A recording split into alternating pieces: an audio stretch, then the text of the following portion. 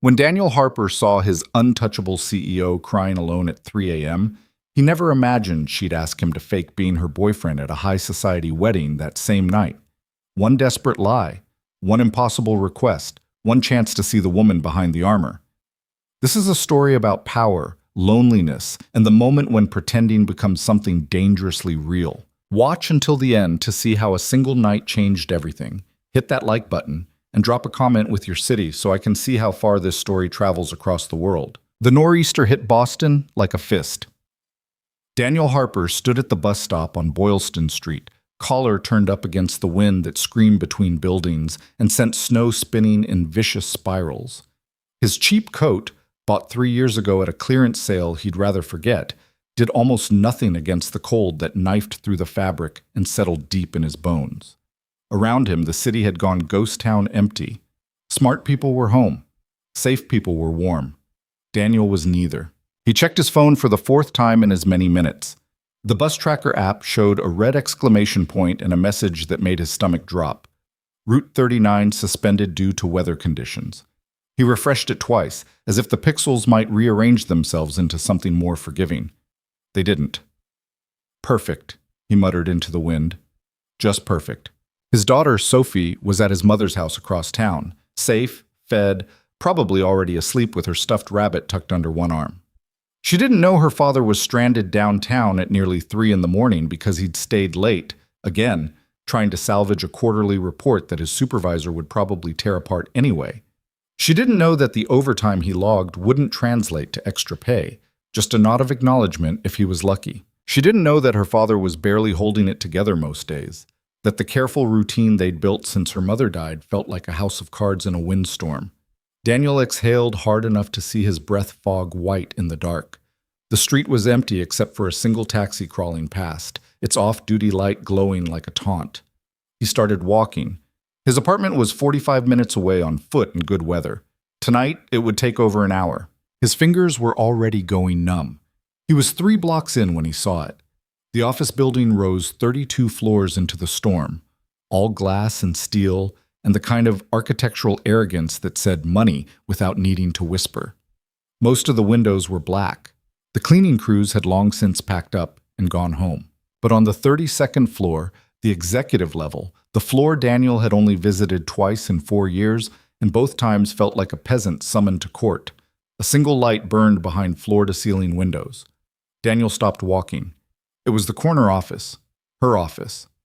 Evelyn Sterling's name was whispered in the break rooms with the kind of reverence people usually reserved for natural disasters. She was the CEO of Sterling Analytics, a woman who'd inherited her father's company at 30 and turned it into something twice as ruthless and 3 times as profitable. She had a reputation for working 18-hour days, firing people over typos, and never, ever letting anyone see her sweat. The quarterly all-hands meetings she led were clinical, efficient, terrifying. She spoke in bullets and expected the same. Weakness wasn't tolerated. Mistakes were remembered. Daniel had been in the same room as her exactly 4 times. She'd never once looked him in the eye. And now, at 3 a.m. in the middle of a nor'easter, her light was still on. He should have kept walking. He should have put his head down and pushed through the snow and made it home before hypothermia became a real concern. But something about that single point of light, burning alone while the rest of the city went dark, stopped him cold. Before he could talk himself out of it, Daniel turned toward the building. The lobby was unlocked, which surprised him. The night security guard, Marcus, a guy in his 60s who always had a thermos of coffee and a paperback mystery, looked up from his desk with the kind of slow blink that said Daniel was the last person he expected to see. "Harper?"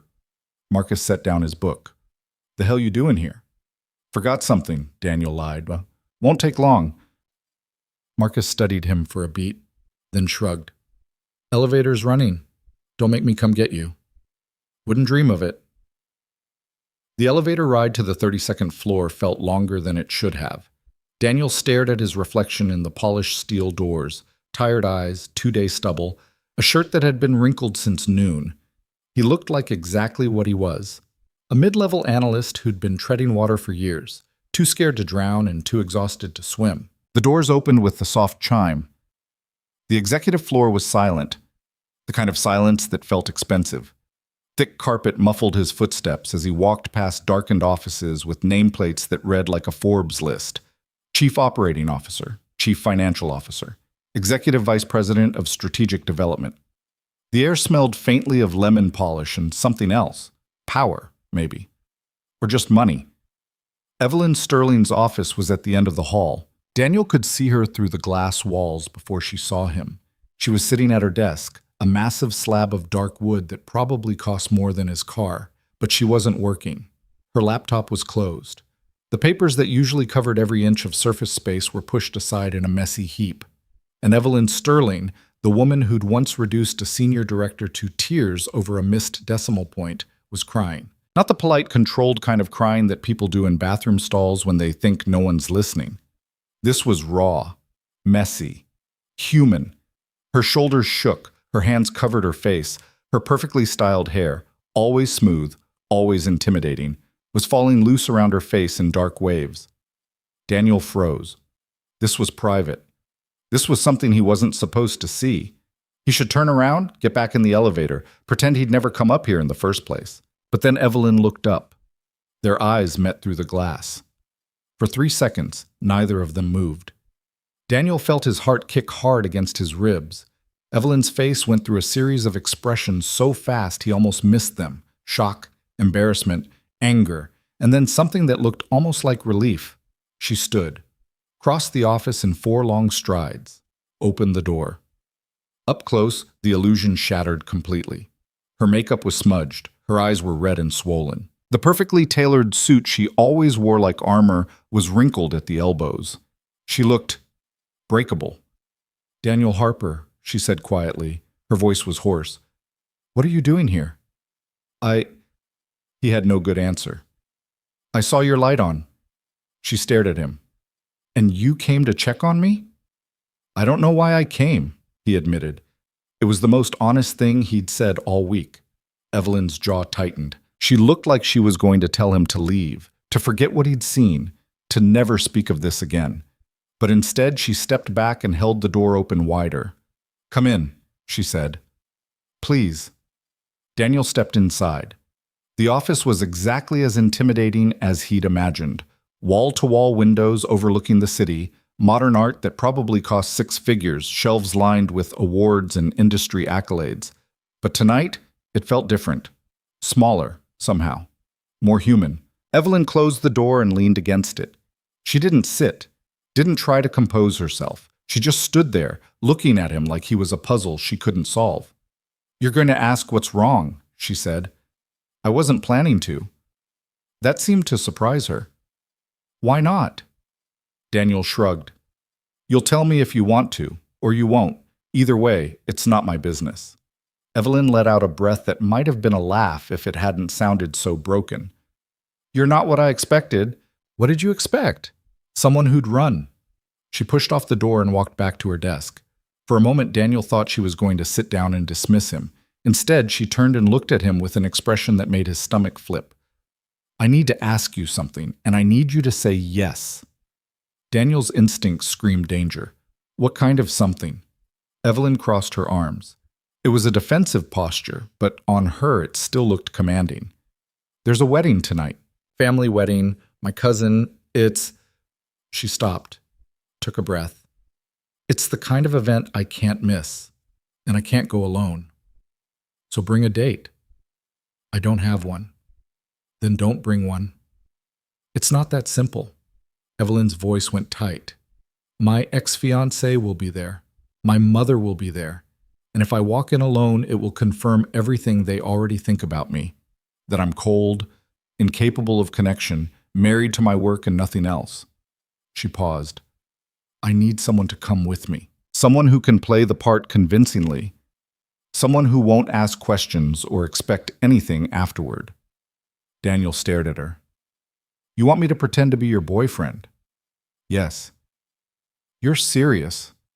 "Completely." "Why me?" Evelyn met his eyes. "Because you're stable, respectable. You have a daughter, which makes you seem grounded. You don't gossip. You won't leverage this for career advancement. And—" she hesitated. And you just walked into a storm to check on someone you barely know. That says something. Daniel's head was spinning. This was insane. This was the kind of thing that happened in movies, not real life. Not to people like him. What if I say no? He asked. Then I go alone, Evelyn said quietly, and I survive it. I always do. There was something in the way she said it, I always do, that hit him harder than it should have. It wasn't confidence, it was resignation. The voice of someone who'd been surviving for so long, they'd forgotten what it felt like to actually live.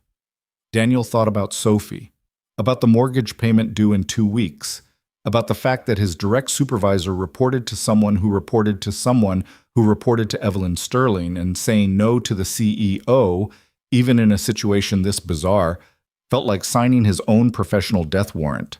But that wasn't why he was going to say yes. He was going to say yes because he recognized that look in her eyes.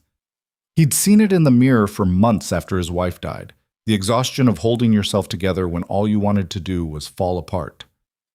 One condition, Daniel said. Evelyn raised an eyebrow. You're negotiating?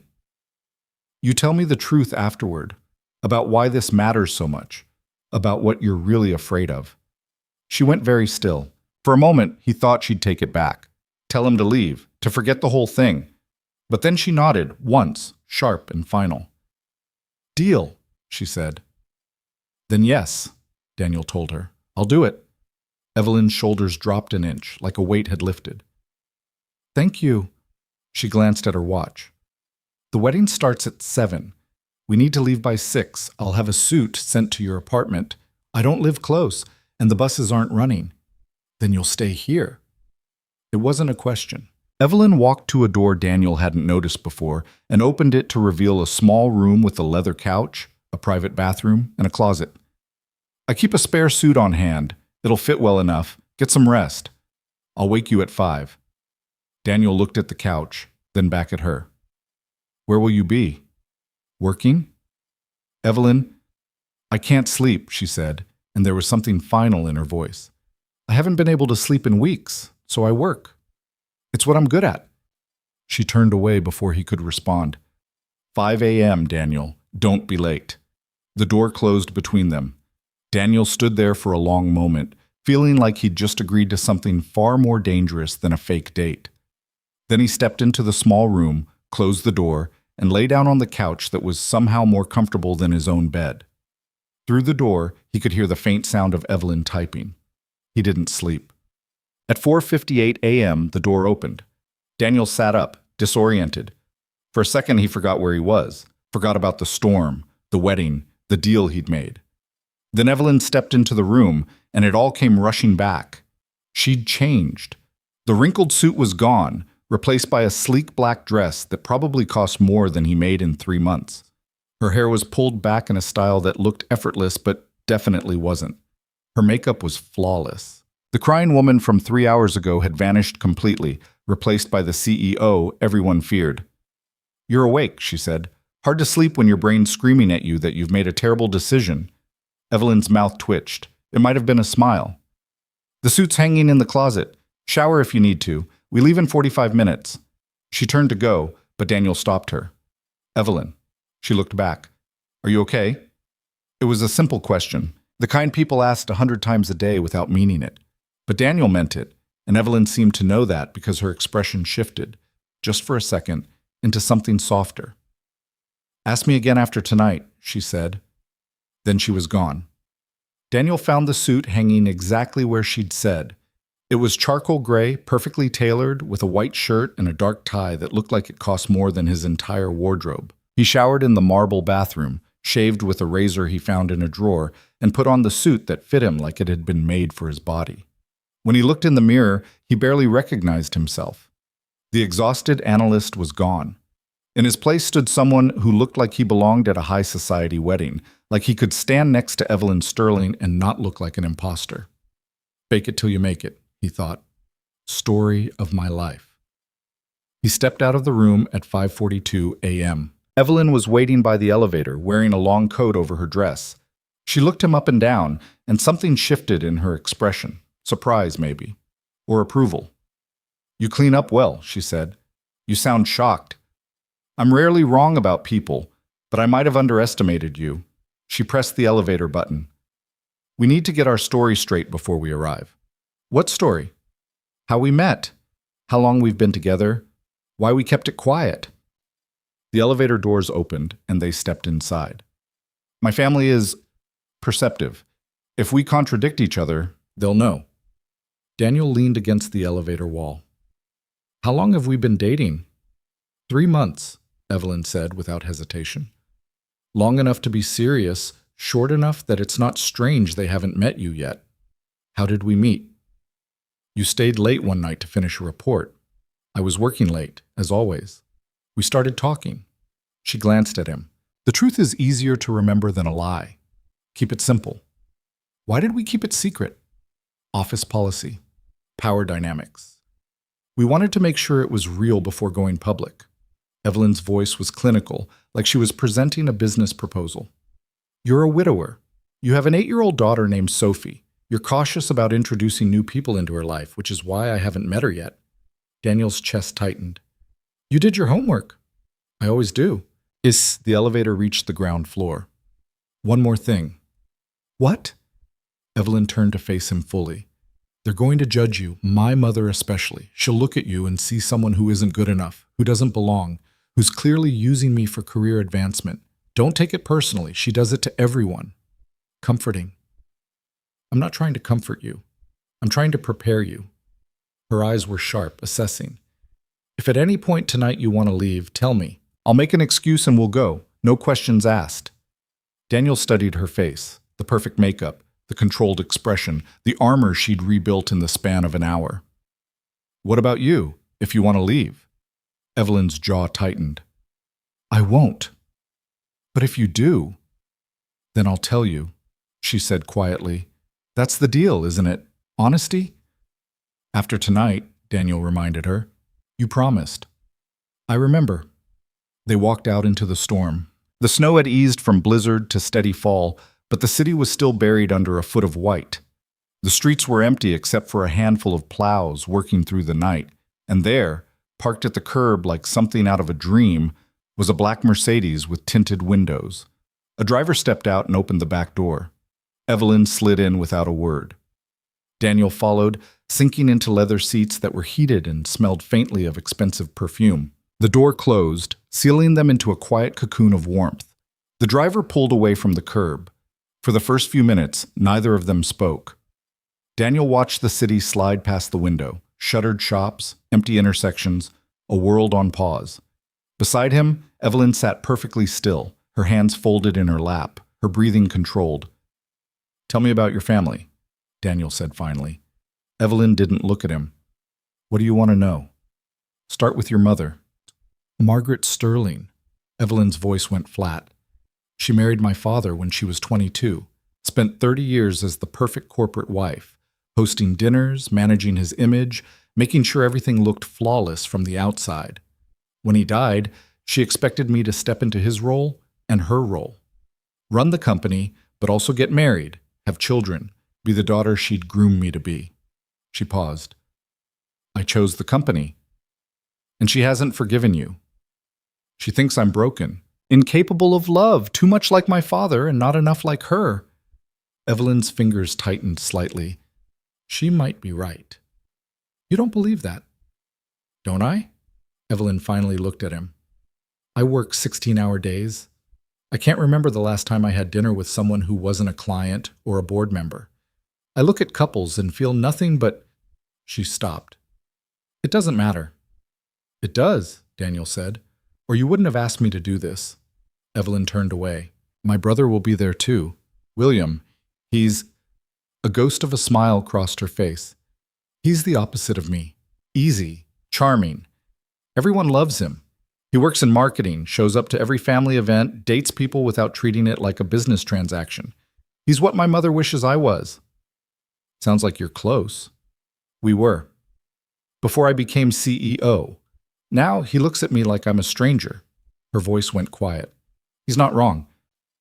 The car turned onto a tree-lined street where even the snow looked expensive.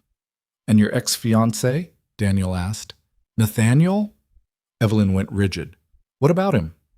You mentioned he'd be there, which means he's still part of your life somehow. He's my cousin's best friend. I can't avoid him. She stared out the window. We were engaged for 8 months. He proposed at a charity gala in front of 300 people. I said yes because it made sense. He came from the right family, understood the business world, looked perfect on paper. But perfect on paper isn't the same as real. What happened?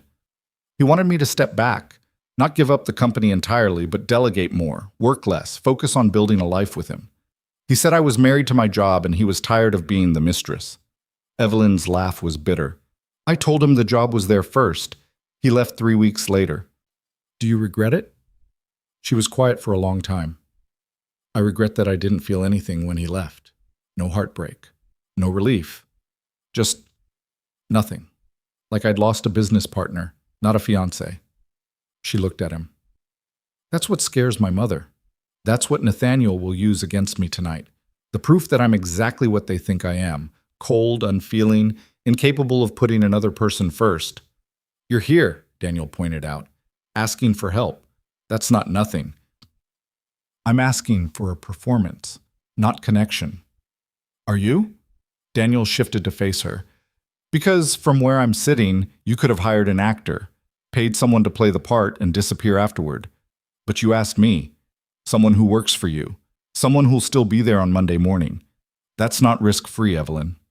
She stared at him like he'd said something in a language she didn't speak. I don't know what I'm doing, she admitted, and her voice cracked just slightly. I don't know why I asked you. I don't know what I'm hoping will happen tonight. I just know I can't walk into that room alone. Not again. Not with all of them watching, waiting for me to prove them right. Daniel reached out and took her hand. It was an impulse, something he did without thinking. Her fingers were cold, her grip uncertain. For a second he thought she'd pull away, but then her hand tightened around his, holding on like he was the only solid thing in a world that wouldn't stop spinning. You're not alone, he said simply. Evelyn's eyes glistened. Don't make promises you can't keep. I don't. The car slowed, then stopped. Through the window, Daniel could see the Fairmont Hotel rising like a palace made of glass and gold. Valets in formal uniforms stood under heated awnings. Luxury cars lined the circular drive, each one worth more than Daniel's annual salary. People in furs and diamonds moved through the snow like it was a minor inconvenience, not a natural disaster. This was a different world, a world Daniel didn't belong to. Evelyn's hand slipped out of his. Last chance to run, she said. Daniel looked at her, really looked at her, at the woman behind the armor, the fear behind the control, the loneliness behind the power.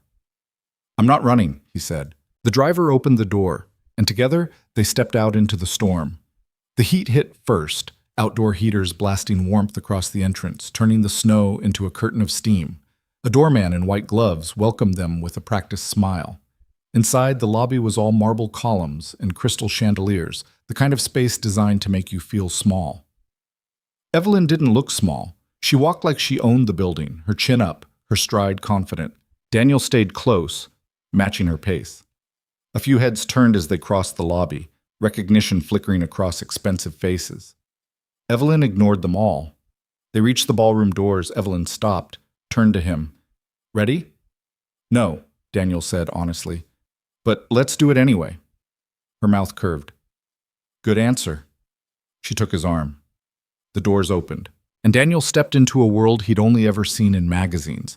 A ballroom that seemed to stretch forever, filled with round tables draped in white silk, centerpieces that looked like ice sculptures come to life, and at least 200 people in formal wear who all turned to look when Evelyn Sterling walked in with a man nobody recognized on her arm. The whispers started immediately. Daniel felt their eyes like physical weight. He caught fragments of conversation. Who was that? Where did she find him? How long has this been going on? But Evelyn didn't slow down. She moved through the crowd with the kind of grace that came from years of practice, nodding at acquaintances, accepting air kisses from people whose smiles didn't reach their eyes. And then a voice cut through the noise. Evelyn. A woman in a champagne-colored gown stood near the head table, her posture perfect, her expression carved from ice. She was older, 60 maybe, but age had only sharpened her edges. Her jewelry caught the light like small suns. Her gaze could have stripped paint. Margaret Sterling, Evelyn's mother. Mother, Evelyn said evenly, you look beautiful. You're late. The storm is an excuse, not a reason. Margaret's eyes shifted to Daniel, and he felt himself being assessed and dismissed in the span of a heartbeat. And who is this? Evelyn's hand tightened on Daniel's arm.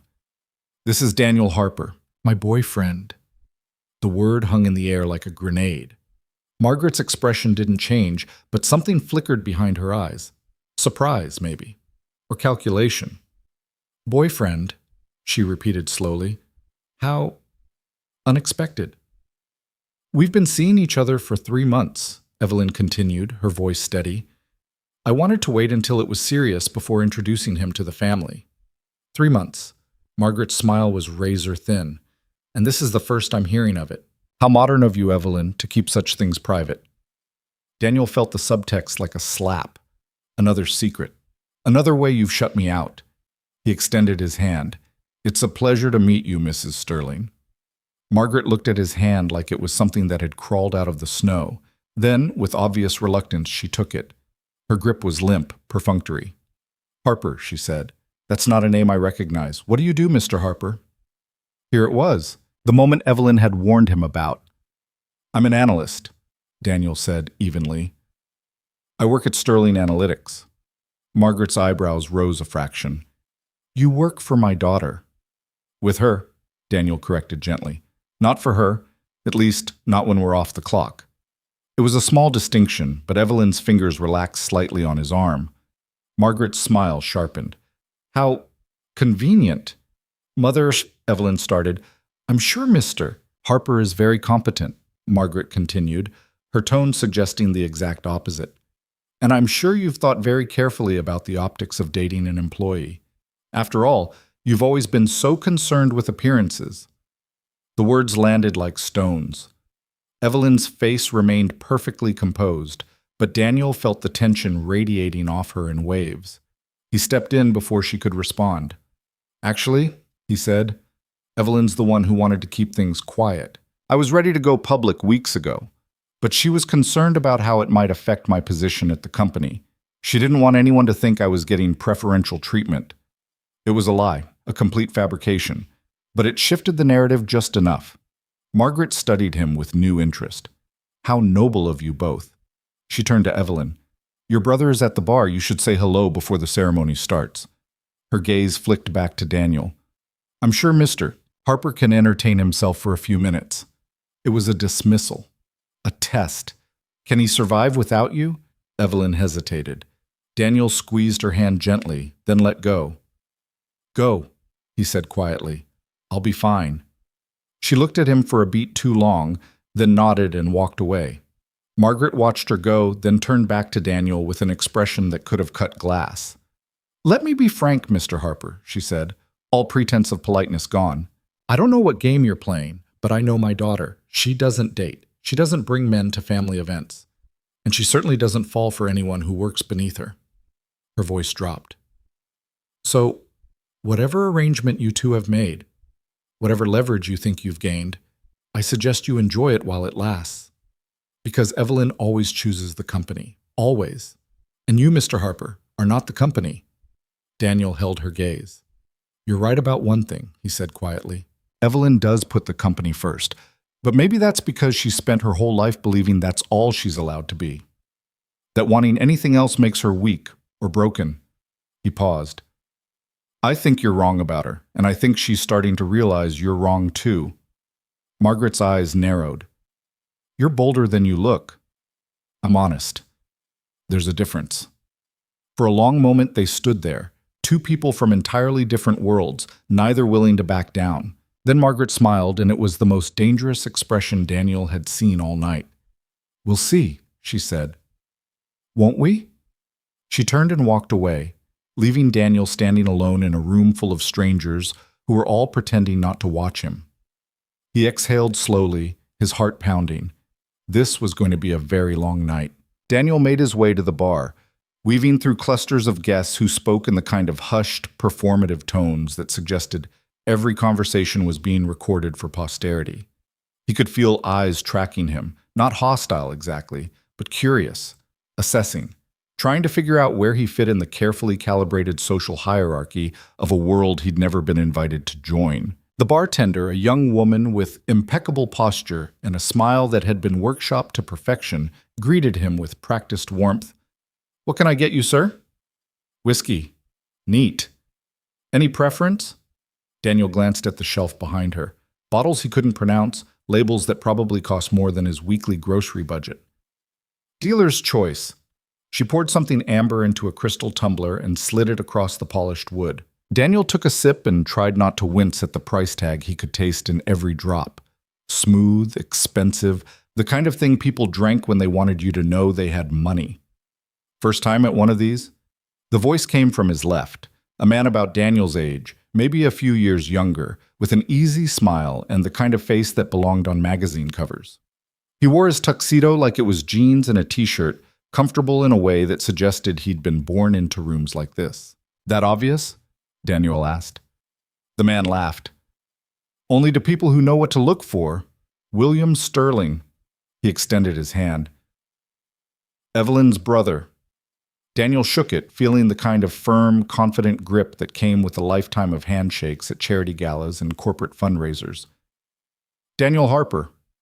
"I know, the whole room knows." William signaled the bartender for a drink of his own. "My sister walking in with a mystery man? That's front-page news in this crowd. You've officially become the most interesting person here, which I'm sure is exactly what you wanted." There was no edge to his voice, just genuine amusement. Daniel found himself relaxing slightly. "I'll try to live up to the hype," Daniel said dryly. William's drink arrived, something clear with a twist of lime. He took a sip and studied Daniel with the kind of casual assessment that felt different from his mother's surgical dissection. "So, 3 months, huh? That's how long you two have been seeing each other?" "That's the story." "The story," William repeated, his smile widening. "I like that. Honest. Most people would have just said yes." He leaned against the bar. "Can I ask you something? And you can tell me to mind my own business if you want." "Go ahead." "Is she happy?" The question caught Daniel off guard. Not, "Are you using her?" Not, "What do you want from her?" Just, "Is she happy?" Daniel thought about Evelyn crying alone in her office at 3 in the morning, about the way her hand had trembled when she'd asked him to come tonight, about the armor she wore like a second skin. "I don't know," he said finally. "I don't think she knows either." William nodded slowly, like that was the answer he'd expected. "She doesn't let people in. Not really. Even when we were kids, she was always—" He paused, searching for the word. "Self-sufficient, like she didn't need anyone. My parents thought it was strength. I think it was just loneliness wrapped up in a prettier package." "You care about her," Daniel observed. "She's my sister." William's voice softened. "Even if she spent the last 5 years making it very clear she doesn't need me. Doesn't need anyone." He looked at Daniel. "So if you're here because you actually give a damn about her, not her money, not her position, just her, then I'm glad she brought you. But if you're here for any other reason, I suggest you leave before Nathaniel gets his hooks in you." "Nathaniel?" "Her ex." William's expression darkened. "He's here. Somewhere. Probably sharpening his knives and waiting for the right moment to remind everyone why Evelyn's still single." He finished his drink. "Fair warning, he's charming, he's smart, and he knows exactly how to make her doubt herself. Don't let him get in your head." "Thanks for the heads up." "Don't thank me yet." William clapped him on the shoulder. "Survive the night first. Then we'll talk." He walked away, leaving Daniel alone with his expensive whiskey and a growing sense that he'd stepped into something far more complicated than a fake date. The ceremony was beginning. Guests were moving toward their seats. A sea of silk and diamonds, flowing in choreographed precision. Daniel scanned the room for Evelyn and found her near the head table, speaking with an older couple who looked like they'd stepped out of a portrait. She caught his eye and gave a small nod. Time to go. And he made his way through the crowd. Their table was near the front, close enough to the family that there was no escaping scrutiny. Evelyn was already seated when Daniel arrived, her posture perfect, her expression calm. But when he sat down beside her, she reached under the table and found his hand. Her fingers were ice cold. Daniel squeezed gently, and she squeezed back, once, quick, like Morse code. Thank you. The ceremony began with all the grandeur of a royal wedding. The bride, a young woman Daniel didn't know and would never see again, floated down the aisle in a dress that probably required its own insurance policy. The groom waited at the altar with the kind of nervous joy that felt genuine, untouched by the cynicism that seemed to coat everything else in the room. Daniel watched, but his attention kept drifting to Evelyn. She sat perfectly still, her face a mask of polite interest. But Daniel could feel the tension radiating off her in waves, the too tight grip on his hand, the way her breathing had gone shallow and controlled, the muscle jumping in her jaw every time the officiant said the word love. Halfway through the vows, Daniel leaned close and whispered, "You okay?" "Fine," she murmured back. "You're a terrible liar." Her mouth twitched. "I'm an excellent liar. You're just paying attention." The ceremony ended with applause and the traditional kiss. Guests rose from their seats, conversation swelling back to its pre-ceremony volume. Evelyn released Daniel's hand and stood, smoothing down her dress with movements that were just a fraction too precise. "I need air," she said quietly. "Now?" "Just for a minute. The reception doesn't start for another 20 minutes. I'll be back before anyone notices." She was already moving toward the terrace doors before Daniel could respond. He followed because leaving her alone felt wrong, and because William's warning about Nathaniel was still fresh in his mind. The terrace was a sprawling expanse of stone and decorative plants, covered by a heated awning that kept the worst of the snow at bay. A handful of guests had gathered near portable heaters, smoking cigarettes, and making the kind of small talk that sounded important but meant nothing. Evelyn walked past them without a word, heading for the far corner where the awning ended and the night opened up. She stopped at the stone railing, gripping it with both hands, and stared out at the city. Daniel came up beside her. "Talk to me." "There's nothing to talk about." "Evelyn, I'm fine, Daniel. I just needed a moment away from—" She gestured vaguely at the ballroom behind them. "All of that. The wedding? The performance." Her voice went sharp. "Everyone in there is performing. The bride and groom performing happiness. My mother performing concern. The guests performing interest in a union they'll forget about by next week. It's exhausting." "Is that what we're doing?" Daniel asked. "Performing?" Evelyn turned to look at him, and in the dim light, she looked younger, more vulnerable. "Aren't we?" Before Daniel could answer, a voice cut through the cold. "Evelyn Sterling, alone on a terrace at a family wedding. Some things never change." Daniel turned to see a man walking toward them with the kind of easy confidence that set every one of Daniel's instincts on edge. He was tall, impeccably dressed, with dark hair styled just carefully enough to look effortless. Handsome in the way that actors were handsome. Symmetrical, polished, aware of exactly how good he looked. Nathaniel Cross. Daniel didn't need an introduction to know. The way Evelyn's entire body had gone rigid was confirmation enough. "Nathaniel," Evelyn said, her voice flat, "I didn't know you'd be here. Marcus is my best friend. Where else would I be?" Nathaniel's smile was warm, but his eyes were calculating. They flicked to Daniel. "And who's this?" "Daniel Harper," Evelyn said before Daniel could introduce himself. "My boyfriend." Nathaniel's eyebrows rose in what looked like genuine surprise. "Boyfriend? Well, congratulations, Evelyn. I didn't think you had it in you." The words were friendly on the surface, but the subtext was vicious. "I didn't think you were capable of it." Daniel extended his hand. "Nice to meet you." Nathaniel shook it, his grip just a little too firm, holding on just a little too long. "Likewise. How long have you two been together?" 3 months, Daniel said. 3 months? Nathaniel let go of his hand and turned back to Evelyn. "And you didn't mention it at the quarterly board meeting last week. We talked for 20 minutes, Evelyn. You'd think something like this would come up." "We keep our personal lives separate from work," Evelyn replied coolly. "Of course you do." Nathaniel's smile sharpened. "That's very you. Compartmentalize everything. Keep it all in neat little boxes so nothing gets messy." He looked at Daniel. "Has she told you about her system?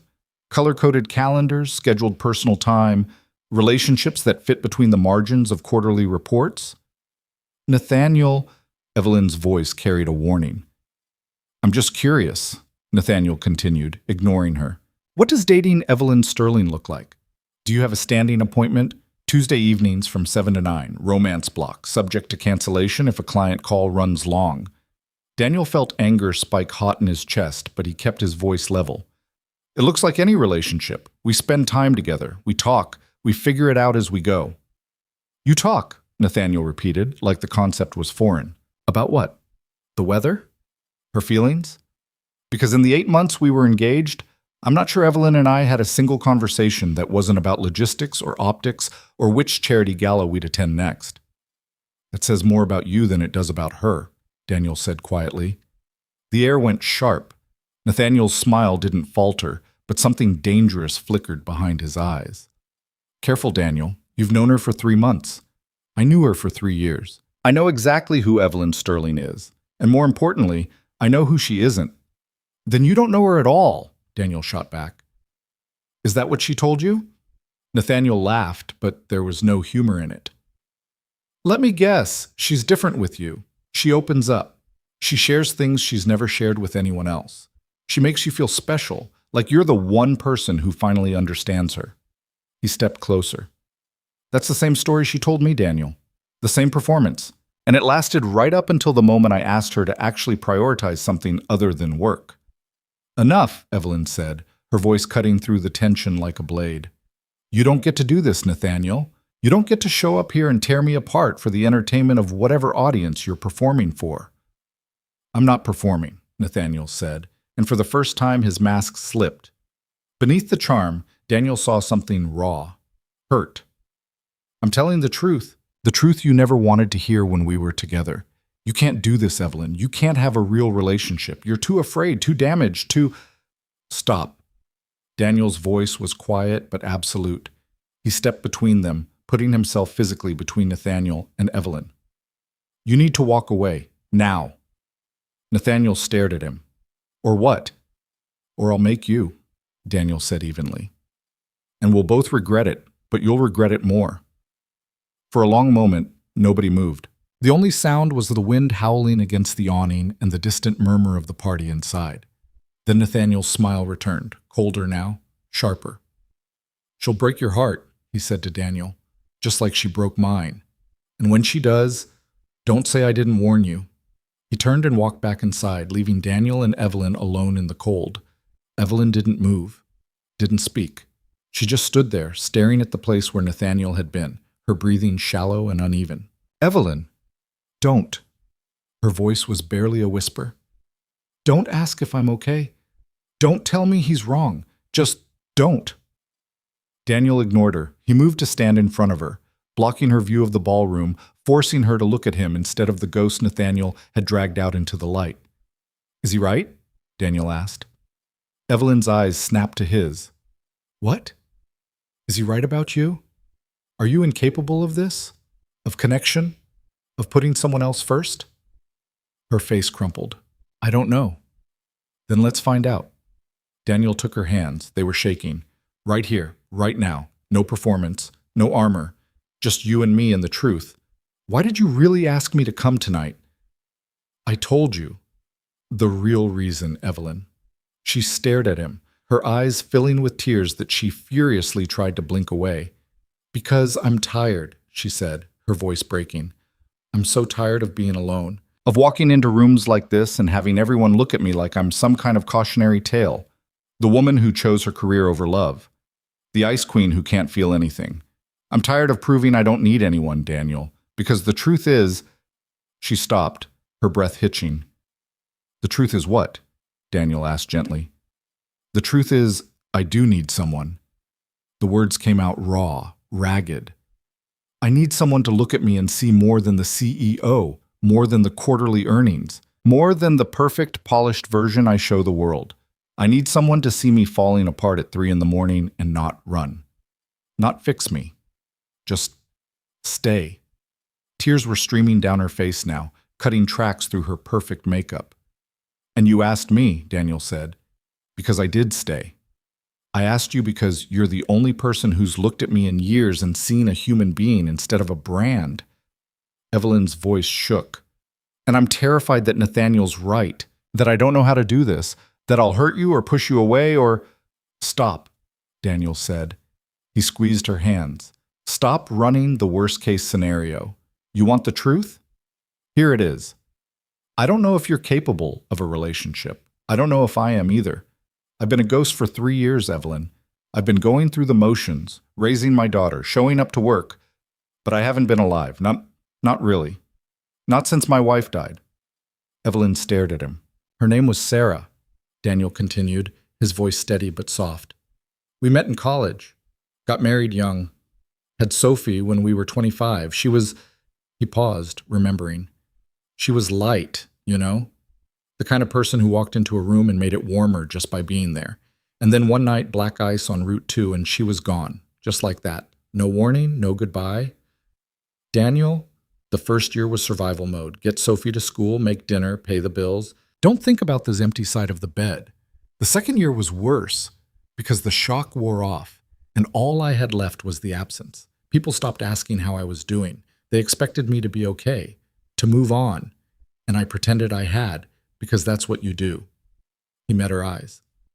But I wasn't okay. I was drowning, and the worst part was I didn't even care. I just kept showing up, kept going through the motions, because that's what parents do.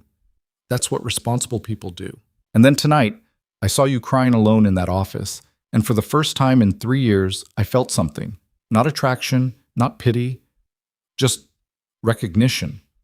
Like I was looking at someone who understood what it's like to be surrounded by people and still feel completely alone. Evelyn's tears fell faster now, but she didn't look away. So no, Daniel said. I don't know if you're capable of a relationship, but I know you're capable of being honest about how hard it is. And that's more than most people can say. He paused. Nathaniel's wrong about you, Evelyn. You're not broken. You're not incapable. You're just scared.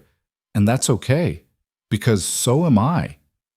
For a long moment they stood there in the cold, the snow falling around them like static. Then Evelyn stepped forward and rested her forehead against his chest. Daniel wrapped his arms around her. She didn't sob, didn't collapse. She just stood there breathing, letting herself be held.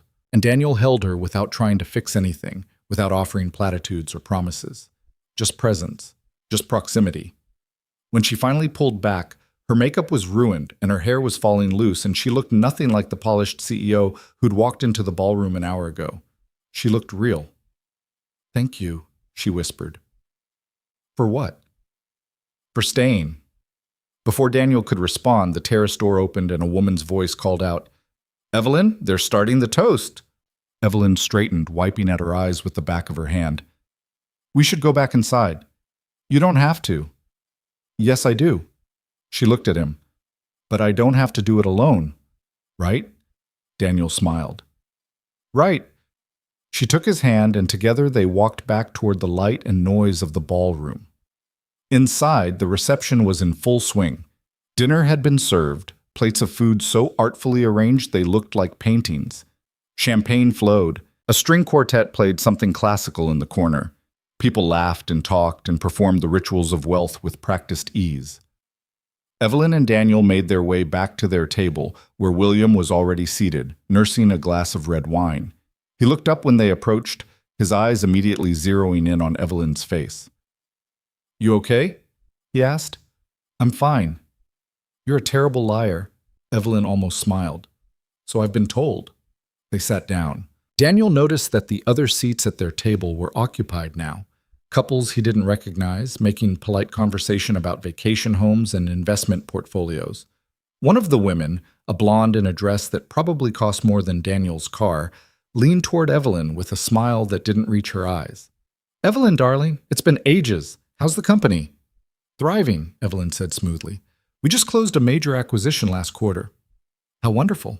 And this must be the mysterious boyfriend everyone's talking about. The woman's gaze slid to Daniel like a snake sizing up prey. Daniel, was it? That's right. And what do you do, Daniel? Here it was again, the test, the assessment. I'm an analyst at Sterling Analytics, Daniel said. The woman's smile widened. Oh, how convenient. Evelyn's hand found Daniel's under the table, her grip tight enough to hurt. It is convenient, Daniel agreed, his tone pleasant. I get to work with brilliant people every day. learn from the best in the industry, and occasionally I get to take the CEO out for coffee and pretend I'm not intimidated by her." The woman laughed, but it sounded forced. "How charming." The conversation moved on, but Daniel could feel the judgment settling over the table like fog. These people had already decided who he was: an opportunist, a social climber, someone who'd attached himself to Evelyn for personal gain. It didn't matter that none of it was true.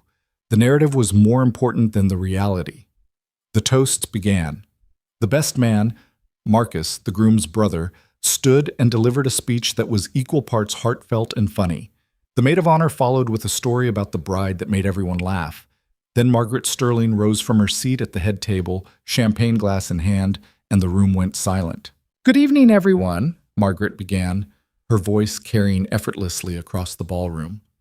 "For those who don't know me, I'm Margaret Sterling, mother of the bride's cousin, Evelyn. It's a joy to be here celebrating love and commitment, two things that seem increasingly rare in our modern world." Her eyes found Evelyn across the room. "My daughter," Margaret continued, "has always been exceptional, driven, successful. She's built an empire that her father would be proud of. But success in business, as we all know, doesn't always translate to success in life. True fulfillment comes from balance, from knowing when to put down the spreadsheets and pick up the relationships that matter." Daniel felt Evelyn go rigid beside him. "So tonight," Margaret said, raising her glass higher, "I want to toast not just the beautiful couple before us, but all of us who understand that love requires sacrifice. That commitment means showing up. That you can't build a life with someone if you're never actually present." The room erupted in polite applause. Evelyn's face was carved from stone. Margaret sat down, and the moment passed. But the damage was done. Everyone in the room had heard it. The carefully coded message that Margaret Sterling thought her daughter was incapable of the very thing they were celebrating tonight. William leaned across the table. "She's unbelievable," he muttered. "Even at someone else's wedding, she can't help herself." Evelyn said nothing. She just sat there, staring at her untouched champagne, her breathing controlled and shallow. Daniel turned to her. "Look at me." She didn't move. "Evelyn, look at me." Slowly, she turned her head. "She's wrong," Daniel said quietly. "About you. About what you're capable of. She's wrong." "Is she?" Evelyn's voice was hollow. "Because from where I'm sitting, she just said out loud what everyone in this room is thinking. That I'm so married to my work, I'll never make room for anything else. That I'm—" "Human," Daniel interrupted. "That's what you are. Human, flawed, trying to figure it out like everyone else. Your mother wants you to be perfect, and when you're not, she punishes you for it. But that's her problem, not yours." Evelyn stared at him. "How do you do that?" "Do what?" "Make it sound so simple." "It is simple," Daniel said. "It's just not easy." The band started playing and couples began moving toward the dance floor. William stood, offering his hand to a woman at the next table. The blonde who'd questioned Daniel earlier was pulled onto the floor by her husband, and Nathaniel, because of course he was still here, walked past their table with a woman on his arm, throwing Evelyn a look that said everything his words hadn't. "See? I've moved on. Why can't you?" Daniel stood and held out his hand to Evelyn. "Dance with me." She blinked. "What?" "Dance with me. Right now. In front of everyone. Daniel, I know you don't want to. I know it feels like performing, but right now I don't care about your mother or Nathaniel or anyone else in this room. I just want to dance with you. So please, dance with me." Evelyn looked at his hand for a long moment. Then slowly she took it. They walked onto the dance floor together, and Daniel pulled her close, one hand on her waist, the other holding hers. The music was slow, something classical that Daniel didn't recognize. Around them, other couples swayed in practiced rhythm. Evelyn was stiff in his arms at first, her body tense, her movements mechanical. But as they moved, as Daniel held her steady and didn't let go, she began to relax. Her head came to rest against his shoulder.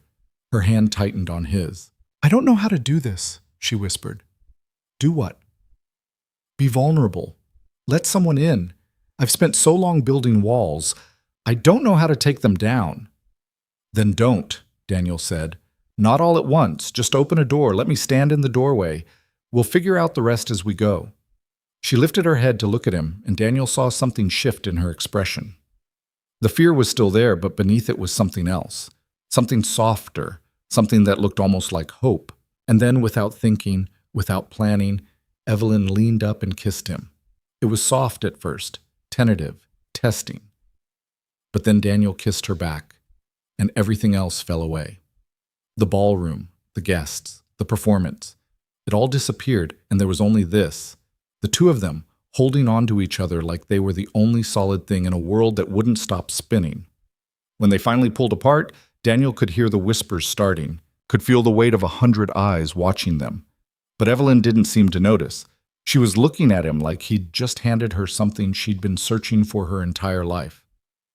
"Thank you," she said again. "Stop thanking me." "I can't help it." The song ended. Another began. And they kept dancing, lost in their own world, while around them the performance continued. It was Margaret who finally broke the spell. She appeared at the edge of the dance floor, her expression unreadable. She didn't say anything. She just stood there, watching her daughter dance with a man she clearly didn't approve of. And for the first time all night, Daniel saw something crack in Margaret's perfect facade. Surprise. Confusion. And beneath it all, something that might have been fear. Fear that maybe, just maybe, she'd been wrong about her daughter all along. Margaret didn't approach them. She simply turned and walked away, disappearing back into the crowd with the kind of controlled grace that suggested nothing could shake her. But Daniel had seen it, that flicker of uncertainty, the crack in the armor. And from the way Evelyn's grip on his hand tightened, she'd seen it too. The song faded into another, but they didn't keep dancing. Evelyn pulled away slightly, her eyes scanning the room like she was suddenly aware of how exposed they were. How many people had witnessed that kiss? How many conversations would start the moment they left the dance floor? "I need some air," she said, but her voice lacked the conviction it had carried earlier. "We just came from outside." "I know, She pressed a hand to her temple. "I need a minute. Alone." Before Daniel could respond, she was already moving, weaving through the couples on the dance floor with practiced efficiency. He watched her go, torn between following and giving her the space she'd asked for. William appeared at his elbow before he could decide. "Let her go," William said quietly. "She's been doing this her whole life. Retreat, regroup, rebuild the walls. Give her 5 minutes and she'll come back like nothing happened." "That's not healthy." "No kidding." William gestured toward the bar. "Come on, you look like you need another drink, and I could use the company of someone who's not performing for the cameras." They made their way through the crowd, and Daniel tried not to notice how many heads turned as they passed. How many whispered conversations stopped mid-sentence. He'd become a spectacle without meaning to, the nobody who'd somehow captured the attention of Evelyn Sterling. At the bar, William ordered them both whiskey, and didn't ask Daniel's preference this time. When the drinks arrived, he raised his glass in a mock toast. "To survival," he said. "We're still here, aren't we?" "Barely." William took a long drink. "You handled Nathaniel well, by the way. Most people crumble when he turns on the charm offensive. But you stood your ground." "He wasn't being charming. He was being cruel." "Same thing, in his world." William set down his glass. He and Evelyn were perfect on paper. Same social circles, compatible ambitions, looked great in photographs. My mother was thrilled. She thought Nathaniel would finally make Evelyn settle down, focus on building a normal life. What did Evelyn think? William's smile turned sad. "I think she thought she was supposed to want it. The engagement, the wedding, the whole package. Everyone told her it was the right move, so she said yes. But you can't logic your way into love, you know? And Nathaniel..." He paused. Nathaniel loved the idea of Evelyn Sterling more than he loved the actual person. When she wouldn't change for him, wouldn't become the version he'd already imagined, he got bitter. Is that why he's still here? Still trying to prove something? He's here because Marcus is his best friend, and he's trying to prove something because that's what men like Nathaniel do. They can't accept that someone didn't want them, so they spend years making sure everyone knows it was actually their choice to leave. William signaled for another drink. "But between you and me? I think he still loves her, in his own twisted way." Daniel felt something cold settle in his stomach. That's not comforting. "It wasn't meant to be. It was meant to be a warning." William met his eyes. "Nathaniel's going to come after you tonight. Not physically, he's too smart for that. But he'll find a way to get in your head, make you doubt what you saw on that terrace. make you wonder if Evelyn's worth the effort. And you need to decide right now whether you're going to believe him or believe what you felt when you kissed her. This isn't real, Daniel said, the words coming out before he could stop them. We're not actually together. This is just what? William's expression was unreadable. Just a performance? Just a favor? Because that kiss didn't look fake, Daniel. And the way my sister looks at you doesn't look fake either. So maybe you two are the only ones who don't know what's actually happening here. Before Daniel could respond, a commotion near the terrace doors drew their attention. Raised voices, sharp and cutting through the ambient noise of the party. Daniel turned to see Nathaniel standing near the entrance, and beside him, Evelyn. She'd come back inside, but she hadn't made it back to the ballroom. Nathaniel had intercepted her in the corridor just beyond the doors, and whatever he was saying had brought the color to her cheeks and the steel back to her spine. Daniel was moving before he consciously decided to. William called after him, "Don't do anything stupid!" But Daniel was already crossing the ballroom, shouldering past guests who gave him reproachful looks for his lack of decorum. He reached the corridor just as Nathaniel's voice rose above the music. "Lying to yourself if you think this is going to work. You don't know how to be in a relationship, Evelyn. You proved that with us. You'll prove it again with him." "You don't know anything about me and Daniel," Evelyn shot back, her voice tight with controlled fury. "I know you." Nathaniel stepped closer. "I know that you're terrified right now. Terrified that he's going to see the real you. The version that works 18-hour days and forgets to eat and can't turn off her brain long enough to actually be present. And when he does see that version, when he realizes that you're never going to prioritize him over a quarterly report, he'll leave. Just like I did." "You left because I wouldn't become someone else for you," Evelyn said, her voice shaking now. "You left because you wanted a wife who'd play supporting actress to your leading man. That's not love, Nathaniel. That's ownership." "And what Daniel's offering, that's love?" Nathaniel laughed, bitter and sharp. "Come on, Evelyn. He's an analyst who makes a fraction of what you make. He's raising a kid on his own. You think he's here because he's interested in you as a person? He's here because you're a meal ticket, a way up the ladder. And the saddest part is, you're desperate enough to believe otherwise." Daniel saw Evelyn flinch like she'd been slapped. That was when he stepped forward. "That's enough," Daniel said, his voice cutting through the space between them like a blade. Nathaniel turned, his expression shifting from anger to amusement. "The boyfriend arrives. Right on cue." "Walk away, Nathaniel." "Or what? You'll defend her honor? Please." Nathaniel's smile was all teeth. "You've been here for what, 6 hours? I spent 3 years trying to crack that armor, Daniel. 3 years trying to get her to let me in. And you know what I learned? There's nothing underneath, just more armor, all the way down." "You're wrong," Daniel said quietly. "Am I? Then tell me. Has she told you she loves you? Has she said anything that suggests she's capable of feeling anything beyond professional respect?" Daniel felt the words land, felt the doubt they were designed to create. Because Nathaniel was right about one thing. Daniel had known Evelyn for less than 12 hours. What did he really know about her beyond what he'd seen tonight? But then he looked at Evelyn's face, saw the way she was holding herself together by sheer force of will, and he remembered what she'd said on the terrace. "I'm tired of being alone." That wasn't armor. That was truth. "She doesn't have to tell me anything," Daniel said. "I'm not keeping score. I'm not measuring her emotions against some arbitrary standard of what love is supposed to look like. I'm just showing up. And if that's not enough for you, if you need someone to perform their feelings on command, then no wonder you two didn't work out." Nathaniel's expression darkened. "You have no idea what you're talking about." "I know exactly what I'm talking about. You wanted Evelyn to prove she loved you by changing, by working less, being more available, fitting into the life you'd already planned. And when she wouldn't, you decided she was broken, incapable. But the truth is, you were the one who couldn't love her as she actually is." "And you can?" Nathaniel's voice dripped with skepticism. "You, the single dad with the dead wife and the middle management salary, you're going to be the one who finally cracks the code?" The mention of Sarah felt like a punch to the gut, but Daniel didn't let it show. "I'm not trying to crack anything. I'm just trying to be here, present, honest. And if that's not enough, then it's not enough. But at least I'm not trying to turn her into someone she's not." Nathaniel stared at him for a long moment, and Daniel saw something shift behind his eyes. Not acceptance exactly, but recognition.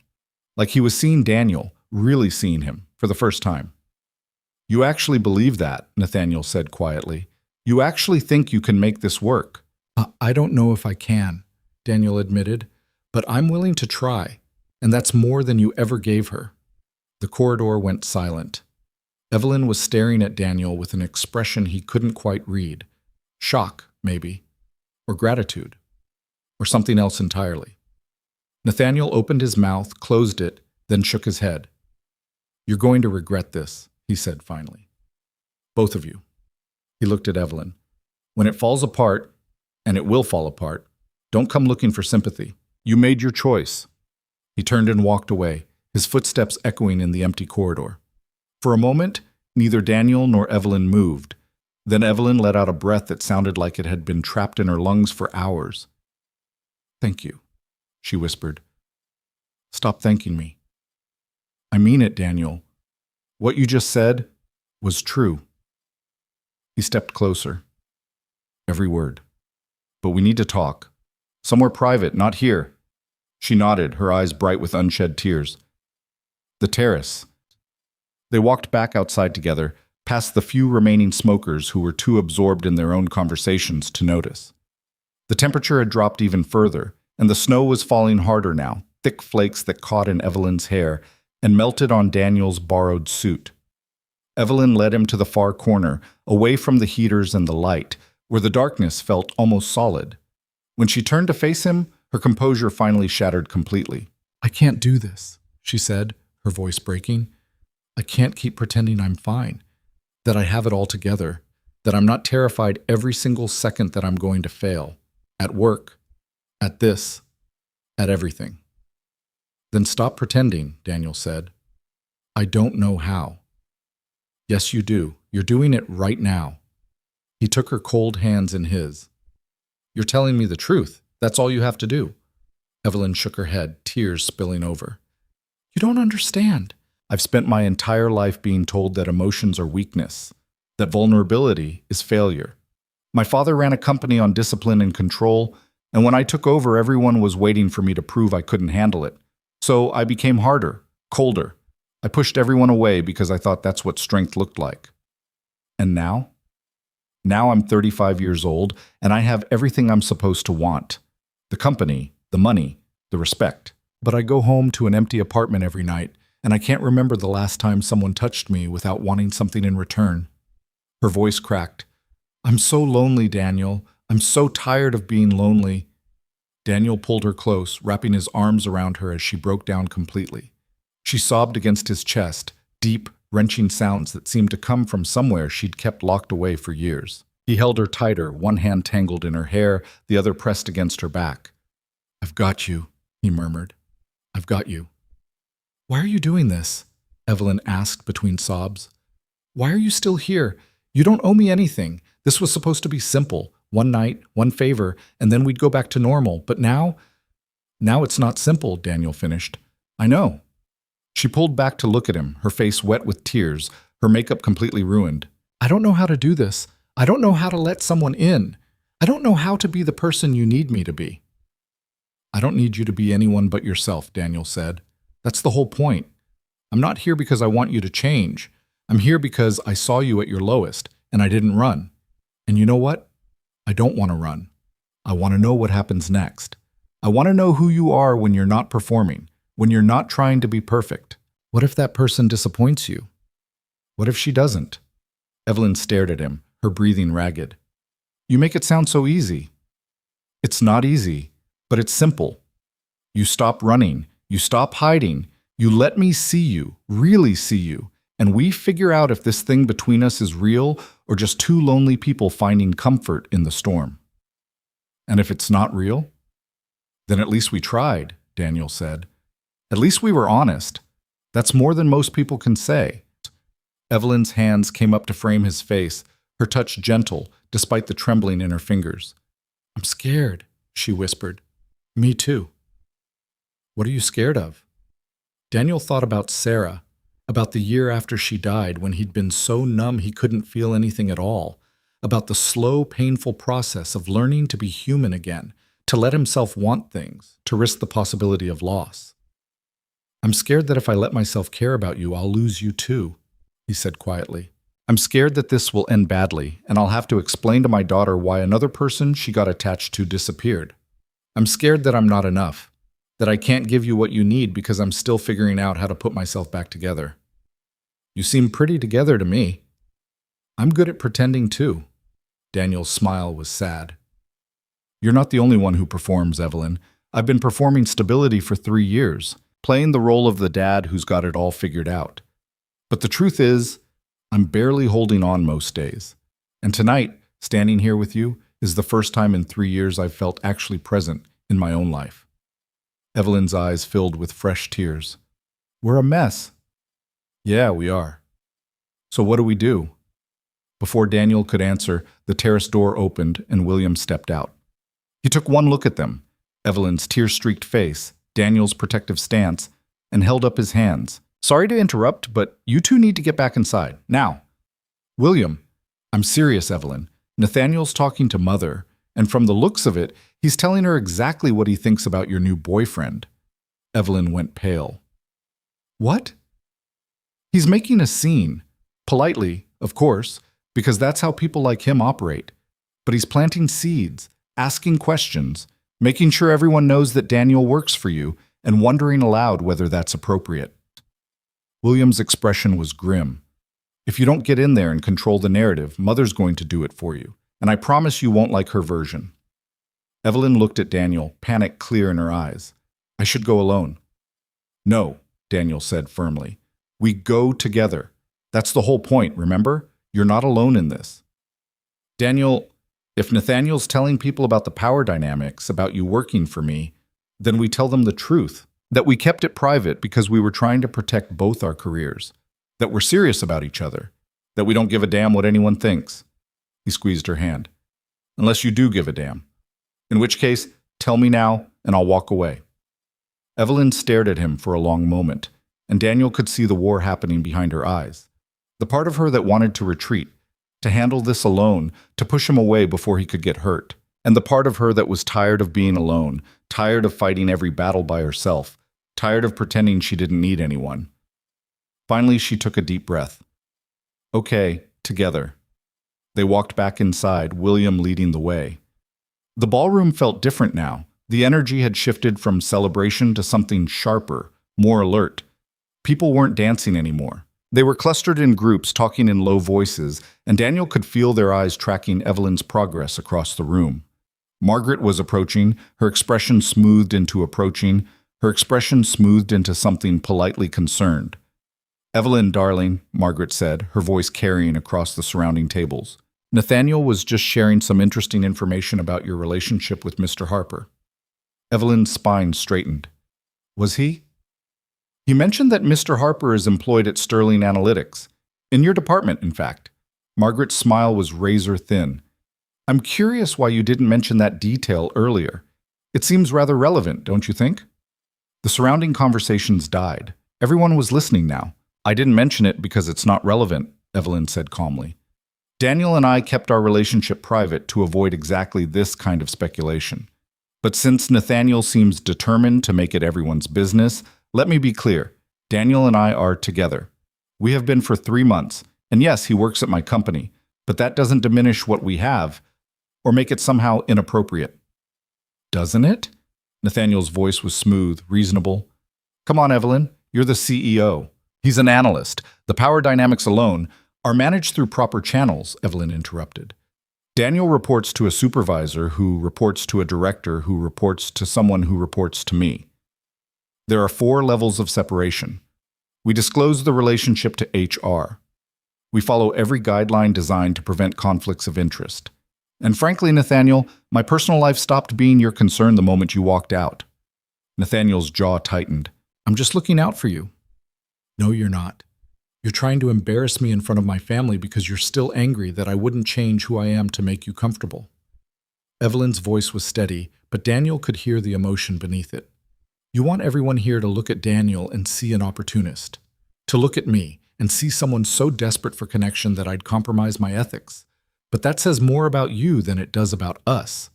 Margaret stepped forward. Evelyn, perhaps we should discuss this privately. No, Mother, we're going to discuss it right here, right now, in front of everyone. Because I'm tired of private conversations where you tell me I'm doing everything wrong, where you make me feel like I have to choose between having a career and having a life. Evelyn's voice rose slightly, gaining strength. I love my job. I love running the company Dad built. But that doesn't mean I can't also want someone to come home to. And the fact that you can't understand that, the fact that you see those things as mutually exclusive, that's your limitation, not mine. Margaret's face went carefully blank. I only want what's best for you. What you want is for me to be the daughter you imagined when I was born, the one who'd run the company part-time and focus on being a perfect wife and mother. But I'm not that person, and I never will be, and I'm done apologizing for it. The silence was absolute. 200 people holding their breath, waiting to see what would happen next. Then William started clapping. It was slow at first, deliberate, but it carried in the silence, each clap like a gunshot. Other people joined in, tentatively at first, then with more confidence. The applause spread through the ballroom like a wave, and Daniel watched as surprise flickered across Evelyn's face, quickly replaced by something that looked like relief. Margaret's expression remained frozen, but her eyes were bright with anger. Nathaniel looked like he'd been slapped. And Evelyn stood there in her ruined makeup and her tear-stained dress, holding Daniel's hand like it was the only thing keeping her tethered to the earth, and for the first time all night, she looked free. The applause faded. The moment passed. But something had shifted, something fundamental and irreversible. Evelyn turned to her mother. I'm leaving now. Daniel and I are leaving. And I don't know when I'll be ready to have this conversation with you again, but it won't be tonight. Margaret opened her mouth, closed it, then nodded stiffly. As you wish. Evelyn didn't wait for further response. She turned and walked toward the exit, Daniel at her side, and this time when people stared, it felt different. Not judgmental. Curious, maybe. Impressed, even. William caught up with them at the coat check. That was incredible, he said, grinning. Seriously, I don't think anyone's ever seen you like that. Like what? Evelyn asked. Real. William pulled her into a hug. I'm proud of you, sis. Evelyn hugged him back, tight and fierce. Thank you for having my back. Always. William pulled away and looked at Daniel. Take care of her, okay? I'll try. That's all I'm asking. They collected their coats and walked out into the storm together. The snow was coming down hard now, turning the world white and soft and new. The valet brought the Mercedes around, and they climbed into the back seat, wet and cold and exhausted. The driver pulled away from the hotel, and for a long moment, neither of them spoke. Daniel watched the city slide past the window, the lights blurred by snow, the streets empty and quiet. Beside him, Evelyn sat perfectly still, staring at her hands. Are you okay? Daniel asked finally. Evelyn let out a breath that was half laugh, half sob. I don't know. Ask me tomorrow. Ask me next week. Ask me when my mother stops speaking to me, and the board starts questioning my judgment, and everyone at the office finds out I've been dating an analyst. Regrets? She turned to look at him, and her eyes were clearer than he'd seen them all night. Not about what I said. Not about you. She paused. But I'm terrified about what happens next. So am I, Daniel admitted. Where do we go from here? Daniel thought about that. About the fact that in a few hours, he'd have to pick up Sophie from his mother's house and explain why he'd been out all night. About the fact that he'd have to walk into work on Monday and face people who now knew he was dating the CEO. About the fact that everything had changed in the span of one impossible night, and there was no going back. Honestly, he said, I have no idea. Evelyn smiled, fragile but real. That's not very reassuring? I know, but it's the truth. He took her hand. The only thing I know for sure is that I don't want this to end here. I don't want to walk away and pretend tonight didn't happen. I want to know what happens next, even if it's messy, even if it's complicated, even if we fail. What if we hurt each other? Then we hurt each other. Daniel squeezed her hand. But at least we tried. At least we were honest. That's more than most people get. Evelyn was quiet for a long moment, watching the snow fall outside the window. Then she said very softly, "Come home with me."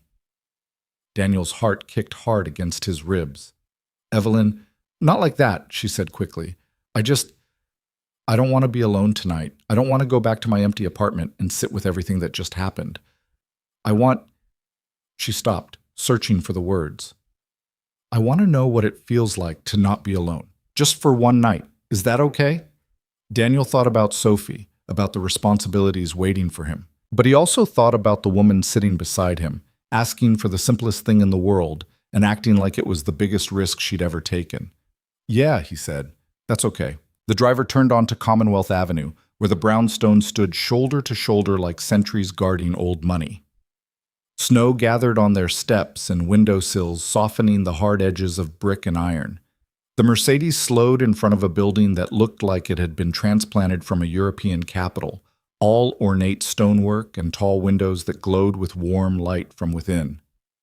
"This is me," Evelyn said quietly. The driver came around to open her door, and Daniel followed her out into the storm. The cold hit him immediately, cutting through the borrowed suit that had seemed so impenetrable earlier. Evelyn led him up the steps to a heavy wooden door with brass fixtures that probably cost more than his monthly rent. She punched a code into a discreet panel, and the lock clicked open. Inside, the lobby was all marble and mirrors, with a chandelier that cast prismatic light across surfaces polished to a shine. A doorman materialized from somewhere, nodding respectfully at Evelyn but saying nothing. She walked past him like he was part of the furniture, and Daniel followed, hyper-aware of how his shoes squeaked slightly on the marble. The elevator was the old-fashioned kind. Brass gate, wood paneling, the sort of thing that probably required a full-time maintenance crew. Evelyn pressed the button for the top floor, and they rode up in silence. Daniel watched the floors tick by, feeling the weight of everything that had happened settling over him like snow. The elevator opened directly into Evelyn's apartment, not into a hallway, not into a lobby. The door slid open, and there it was, a penthouse that occupied the entire top floor, all exposed brick and floor-to-ceiling windows, and the kind of minimalist design that screamed expensive. The furniture was modern but warm, the art on the walls looked museum quality, and everything was arranged with the kind of precision that suggested either a very good decorator or someone with severe control issues. Evelyn stepped out of the elevator and immediately kicked off her heels, leaving them in the middle of the floor. The gesture was so human, so at odds with the perfection of the space, that Daniel almost smiled. "Make yourself comfortable," she said, shrugging out of her coat and draping it over a chair. "I need to get out of this dress before I lose my mind." She disappeared down a hallway, leaving Daniel alone in the cavernous living room. He walked slowly to the windows, drawn by the view. Boston spread out below him like a city made of light and shadow, the storm turning everything soft and impressionistic. He could see the Charles River, a dark ribbon winding through the white landscape, the distant glow of Cambridge, the whole world reduced to its essential elements. He heard Evelyn moving around in another room, the sound of water running, a drawer opening and closing. He should probably text his mother, let her know he'd be later than expected picking up Sophie. But his phone was dead. The battery drained hours ago, and he was too tired to figure out where Evelyn kept her chargers. The photographs caught his attention next. They were scattered throughout the space, not prominently displayed, but there. A younger Evelyn standing between her parents at some formal event, all three of them smiling like they'd been told to. William as a teenager, grinning at the camera with the kind of easy joy Evelyn had never quite mastered. An older man, her father, Daniel assumed, cutting a ribbon at what looked like a building dedication. No recent photos. Nothing from the last 5 years as far as Daniel could tell. Like Evelyn had stopped documenting her life the moment her father died and she became CEO. "I hate those pictures." Daniel turned to find Evelyn standing in the hallway entrance. She'd changed into gray sweatpants and an oversized sweater that looked soft and lived in. Her face was scrubbed clean of makeup, her hair pulled back in a messy knot. She looked younger like this, more vulnerable. "Why keep them?" Daniel asked. "Because taking them down would be admitting something I'm not ready to admit." She walked over to stand beside him, looking at the photo of her parents. "That I've become someone my father wouldn't recognize. That I've built a life that looks successful on paper but feels empty from the inside." "You don't know that he wouldn't recognize you." "Yes, I do." Evelyn's voice was flat. My father believed in legacy above everything else. Family, continuity, building something that would last beyond him. And I took his company and turned it into something bigger, yes, but also something colder, more ruthless. He would have hated what I've become. Or he would have been proud that you survived, Daniel countered, that you took what he built and made it stronger, that you didn't let grief destroy you. Evelyn looked at him, something shifting in her expression. Is that what you tell yourself? About Sarah? The question landed like a punch, but Daniel didn't flinch away from it. Sometimes, when I can't sleep and all I can think about is how I failed her, how I should have driven that night instead of letting her go alone, how I should have... He stopped. Yeah.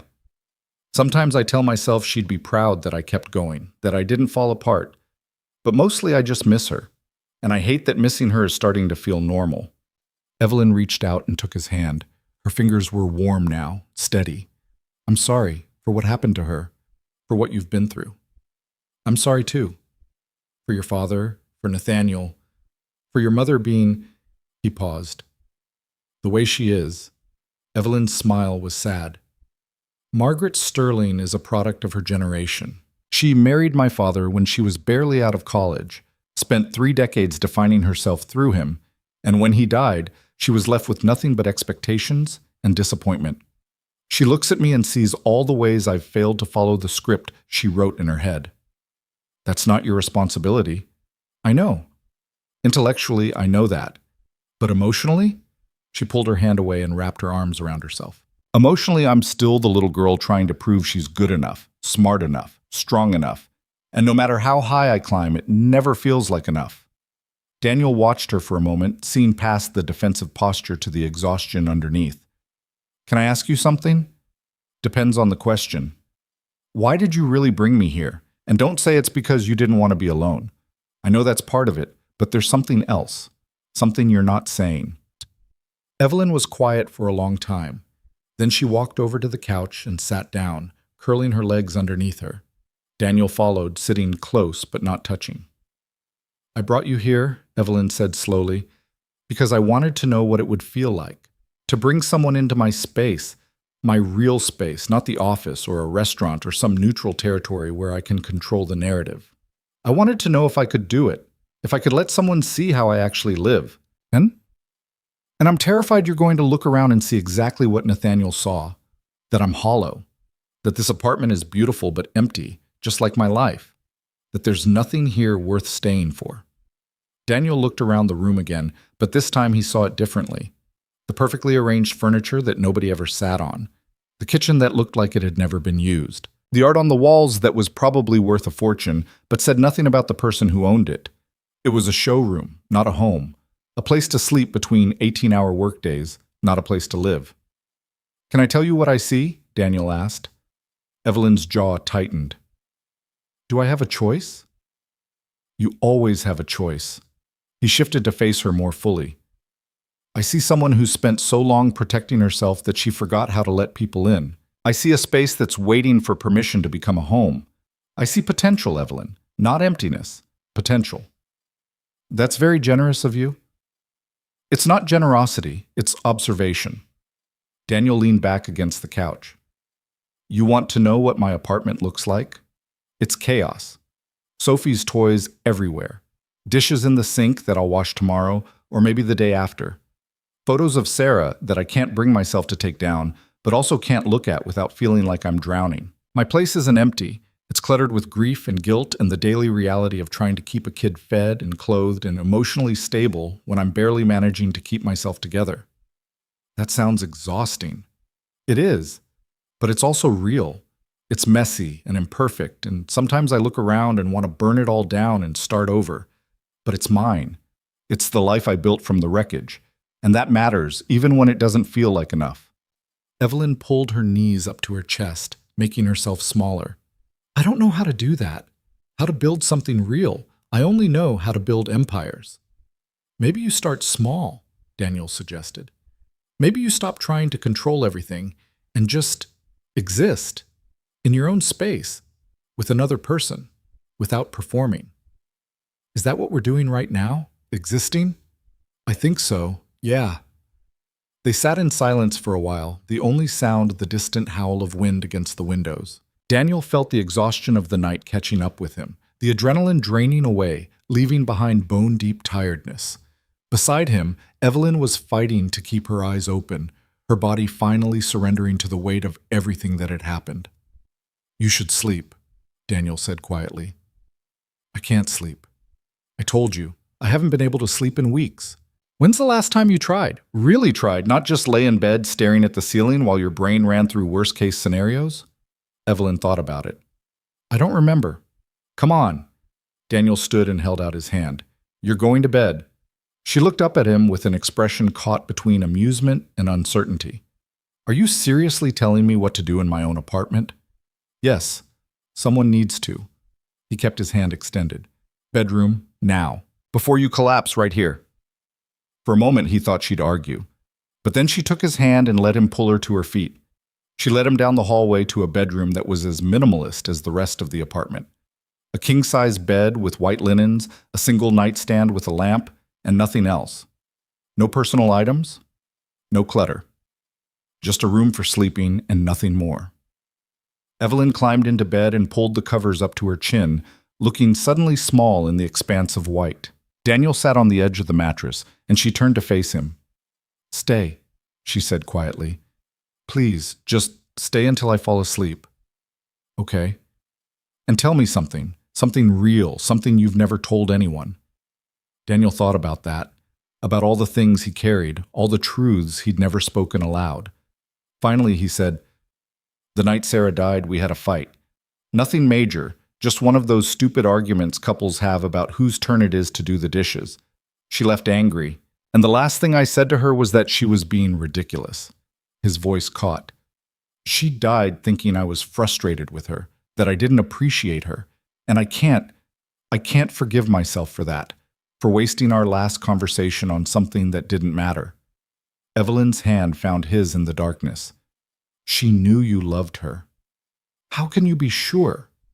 "Because love isn't about the last conversation. It's about all the ones that came before. And I'm willing to bet that in the thousands of conversations you had with Sarah, she knew exactly how you felt about her. One argument doesn't erase that." Daniel felt something crack open in his chest, a grief he'd been holding at arm's length for 3 years. "I hope you're right." "I'm always right. Haven't you learned that yet?" Evelyn's voice was getting softer, sleepier. "What about you? What's the thing you've never told anyone?" Daniel hesitated. Then, because she'd asked for truth and he'd promised to give it, he said, "Sometimes I look at Sophie and I feel nothing. Just emptiness. And it terrifies me, because I love her more than anything in the world. But there are moments when I'm so exhausted and so broken that I can't access that love. It's like it's buried under a mountain of grief and responsibility, and I'm too tired to dig it out. And I'm scared that one day I won't be able to find it at all." Evelyn squeezed his hand. "You'll find it. You always do. That's what makes you a good father." "How do you know?" "Because you're still here, still showing up, still trying. That's all anyone can do." Her breathing was slowing now, evening out into the rhythm of sleep. Daniel sat there in the quiet, watching her face relax, the tension finally leaving her shoulders. She looked peaceful like this.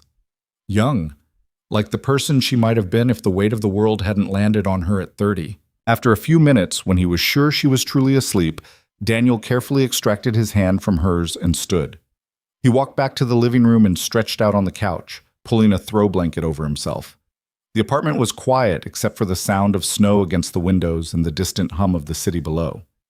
He should call his mother, should explain where he was, why he wouldn't be picking up Sophie until morning. But his phone was dead and the conversation felt impossible to navigate. How did you explain that you'd spent the night fake dating your CEO and somewhere along the way it had become real? Daniel closed his eyes, expecting sleep to be impossible. But exhaustion won out, pulling him under into dreams of snow and ballrooms and a woman who was learning how to stop running. He woke to the smell of coffee. For a disoriented moment, Daniel couldn't place where he was. Then memory reassembled itself. The wedding, the terrace, Evelyn's apartment. He sat up on the couch, his neck protesting the awkward angle he'd slept in, and found Evelyn standing in the kitchen. She was still in her sweats, her hair messy, no makeup. She looked softer than he'd ever seen her, more real. And she was making coffee with the kind of intense concentration most people reserved for complex equations. "Morning," Daniel said, his voice rough with sleep. Evelyn turned and a smile touched her lips. "Good morning. I wasn't sure how you take your coffee, so I made it strong, and you can add whatever you want." "Strong is perfect." Daniel stood and walked over to the kitchen island, accepting the mug she handed him. The first sip was exactly what he needed. Dark, bitter, grounding. "How'd you sleep?" "Better than I have in months." She leaned against the counter. "I woke up around 6, which is late for me, and for a second I couldn't remember why I felt different. Then I remembered." She stopped. "Last night." "Yeah, last night." They stood in silence for a moment, the weight of everything that had happened settling between them. Outside, the storm had passed, leaving behind a city buried in white. The morning light was gray and soft, turning everything gentle. "So," Evelyn said finally, "we should probably talk about what happens now." "Probably." "I don't know how to do this, Daniel. The morning after conversation, the what are we discussion. I've never been good at relationships, and I'm even worse at defining them." "Then let's not define it," Daniel suggested. "Let's just see what happens. Take it one day at a time. No pressure, no expectations, just honesty." Evelyn studied him over the rim of her coffee mug. "You make it sound simple." "It doesn't have to be complicated. We like each other. We're attracted to each other. We both know what we're getting into, the risks, the challenges, the fact that everyone at the office is going to have opinions. But we do it anyway because the alternative is walking away and always wondering what if." "What about Sophie?" The question surprised him. "What about her?" "You said you're cautious about introducing new people into her life. And I understand that. I respect that. But if we're going to try this, really try, then eventually she'll need to know. And I don't want to be the person who disrupts her world." Daniel set down his coffee mug. "Sophie is 8 years old. She's smart, she's resilient, and she's been asking me for the last year why I don't have a girlfriend. She knows I'm lonely. Kids always know. And if I introduced you to her, when I introduce you to her, it won't disrupt her world. It'll show her that it's okay to move forward, to take risks, to let people in, even when you're scared." "You've thought about this." "I've thought about everything." Daniel moved closer. "I've thought about how this could go wrong, how it could hurt both of us, how it could complicate everything at work. But I've also thought about how it felt to kiss you last night, how it felt to hold you on that terrace, how it feels to be here, right now, in your apartment, having this conversation. And I don't want to walk away from that because it's safer. I'm tired of safe, Evelyn. I'm ready for real." Evelyn set down her own mug and crossed the small distance between them. She reached up and touched his face, her fingers gentle against his stubbled jaw. "I'm going to mess this up," she said quietly. "I'm going to work too much. I'm going to forget to call. I'm going to prioritize a client meeting over dinner plans and then hate myself for it. I'm going to be difficult and complicated and probably impossible sometimes." "I know." "And you still want to try?" "I still want to try." She kissed him then, soft and slow and full of promise. Daniel wrapped his arms around her waist and pulled her closer. And for a moment, the world narrowed to just this: her mouth on his, her body against his, the taste of coffee and the smell of her shampoo, and the quiet certainty that this was right, even if it was complicated. When they finally pulled apart, Evelyn rested her forehead against his. "I need to tell you something," she said, "about why I was crying that night. The real reason. You don't have to. I want to." She took a breath. "The board has been pressuring me to step down. Not officially, not in any way that would show up in meeting minutes. But there have been conversations, suggestions that maybe it's time for new leadership, that maybe I'm too young, too inexperienced, too—" She stopped. "Too much like my father in all the wrong ways." Daniel went still. "They want to push you out? They want me to choose to leave, to step into a board position, take on an advisory role, let someone else run the day-to-day operations. And part of me," her voice cracked slightly, "part of me wonders if they're right. If I've given everything to this company and it still isn't enough, if I'm fighting a battle I can't win. What do you want?" I want to prove them wrong. I want to show them that I can run this company and have a life, that I'm not my father. I'm better, stronger, more capable of balance. She looked up at him. But I don't know if I can do it alone. You're not alone, Daniel said. Not anymore. Evelyn's eyes filled with tears, but she blinked them back. That's what scares me. Because if I let myself believe that, if I let myself lean on you and then you leave, I don't know if I can survive it. Then we don't leave. Daniel's voice was firm. We stay. We fight. We figure it out together. And when it gets hard, and it will get hard, we don't run. We talk. We're honest. We choose each other, even when it's difficult. You make it sound like a business deal. Maybe that's the only language you trust right now, so fine. Let's make a deal. Daniel took both her hands. I promise to show up, to be present, to tell you the truth, even when it's uncomfortable, to prioritize you, not because I have to, but because I want to. And in return, you promise to let me in, to be honest about what you're feeling, to stop trying to control everything and just be human with me. Evelyn stared at him for a long moment. Then very quietly she said, "Deal." The word hung in the air between them, heavy with meaning, and Daniel knew that this was it. The moment where everything changed, where a fake date at a family wedding became something real, something that would require work and compromise, and probably more honesty than either of them was comfortable with. But as he looked at Evelyn standing in her empty kitchen in her sweatpants and messy hair, looking more beautiful than she had in her designer gown, he knew it was worth it. All of it was worth it. His phone buzzed from somewhere in the living room. Apparently it had found enough charge to come back to life. Daniel reluctantly pulled away to check it and found a string of texts from his mother. "Sophie's fine, having breakfast, no rush. Actually, take your time. She told me you had a date. About time. Call when you're ready. Love you." Daniel smiled and showed the text to Evelyn. "My mother's giving us her blessing, apparently. She doesn't even know me. She knows I haven't been on a date in 3 years. That's enough for her." Daniel pocketed his phone. "I should probably head out soon. Pick up Sophie, go home, figure out what to tell her about last night." "You're going to tell her about me?" "Eventually, when the time is right, when we're both ready." He paused. "What about you? What happens when you walk into the office on Monday?" Evelyn's expression shifted back into something harder, more controlled. "I deal with it. The whispers, the speculation, the questions about whether I'm compromising the company by dating an employee.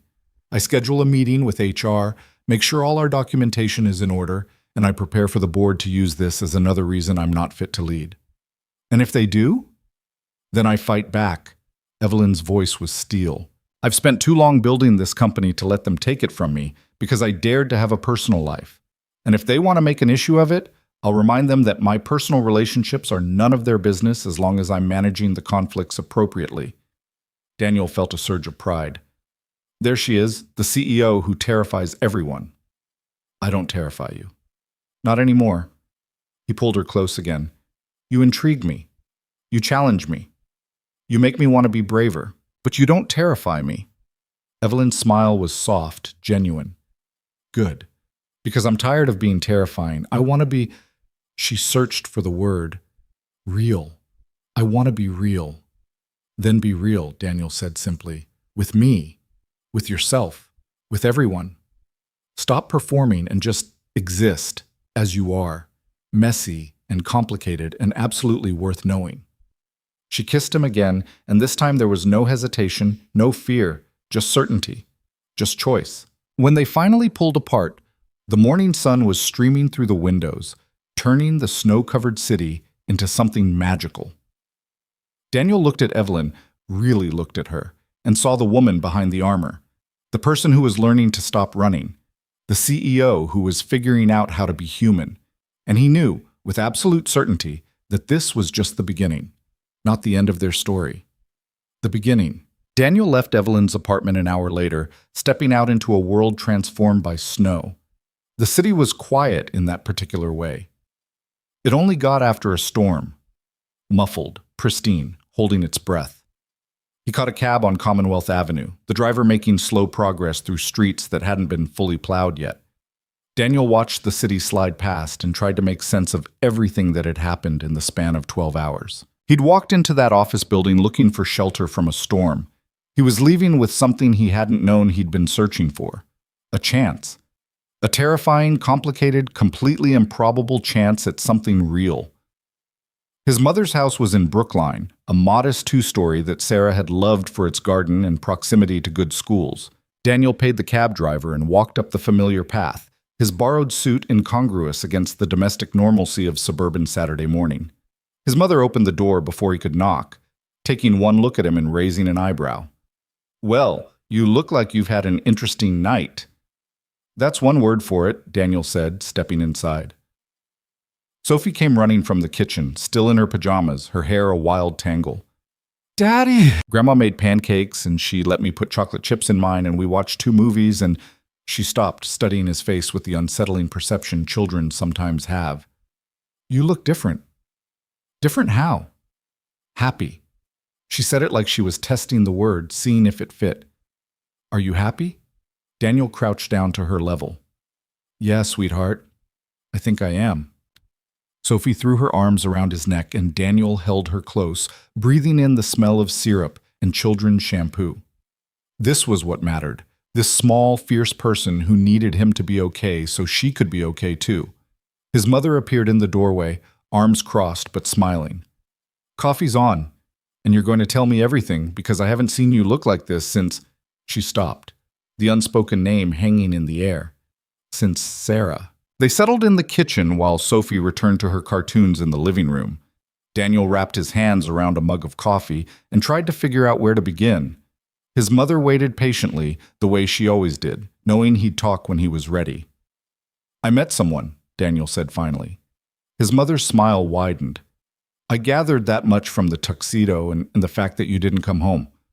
Tell me about her." "Her name is Evelyn. She's..." Daniel paused, realizing how impossible this was going to sound. "She's my boss. The CEO of Sterling Analytics." His mother's eyebrows shot up.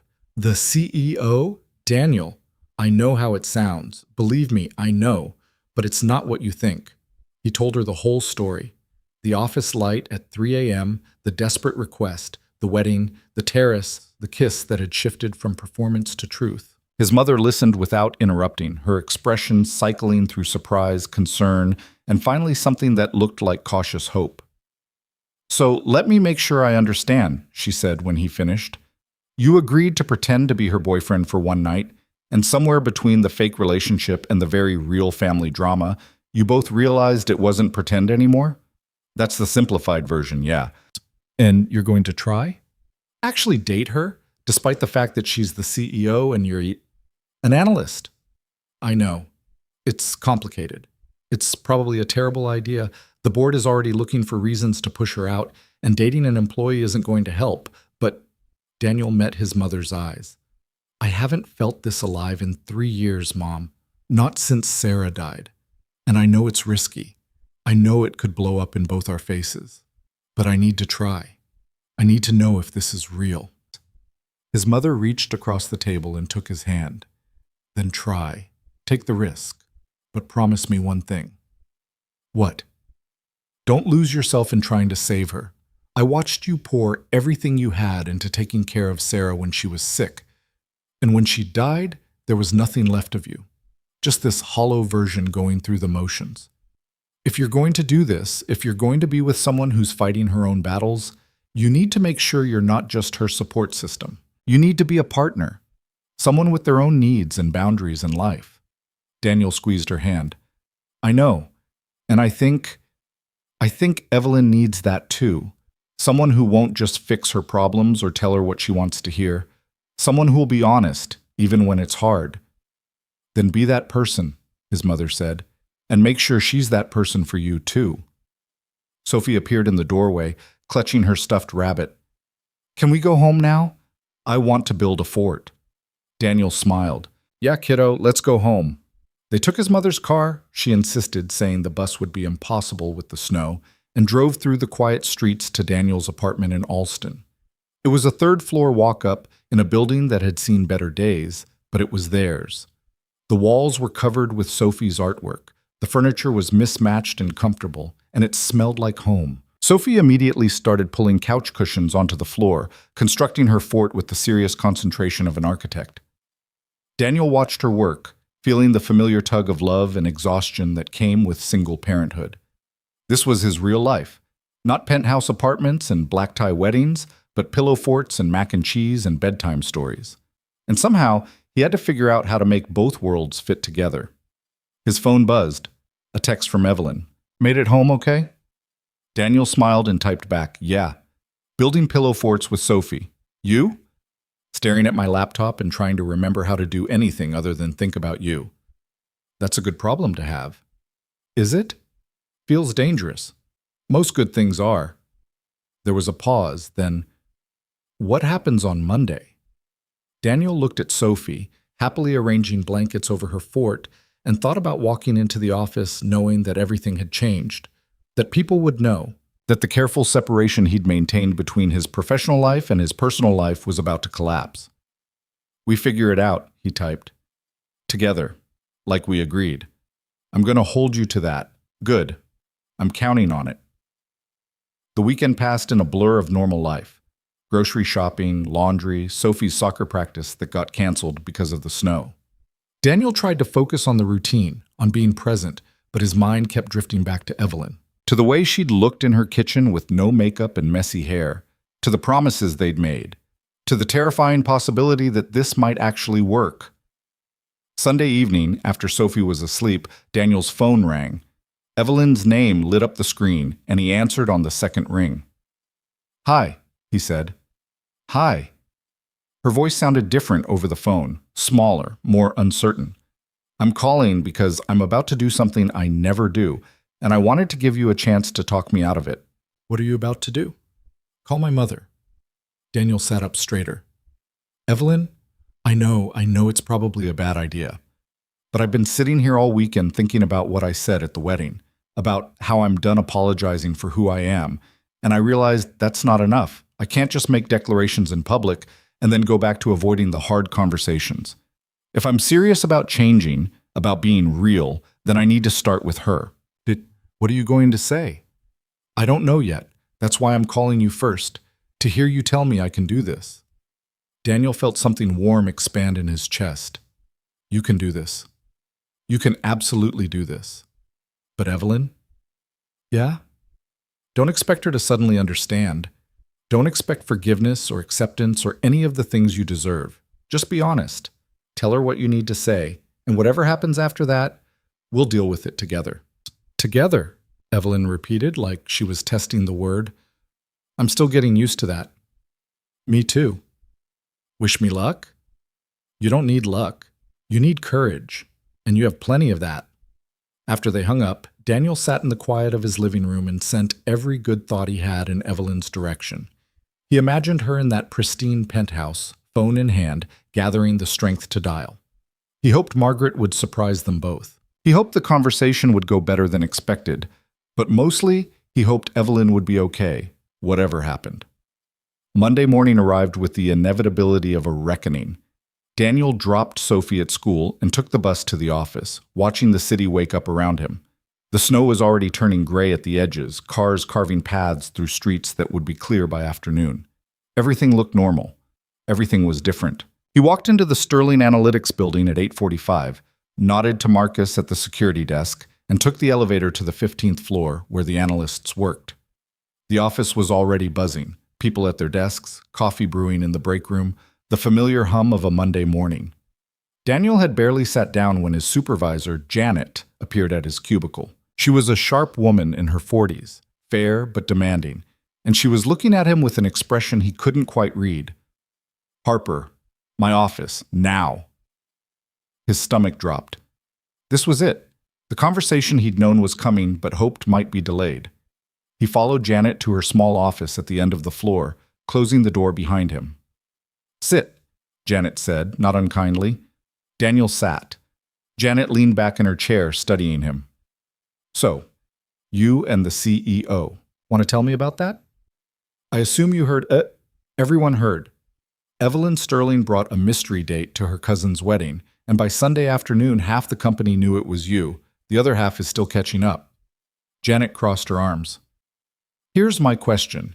Did you disclose this relationship through proper channels? Evelyn did. She called HR herself this morning. Good. Because if you hadn't, we'd be having a very different conversation right now. Janet's expression softened slightly. Look, Daniel, I don't care who you date. Your personal life is your business.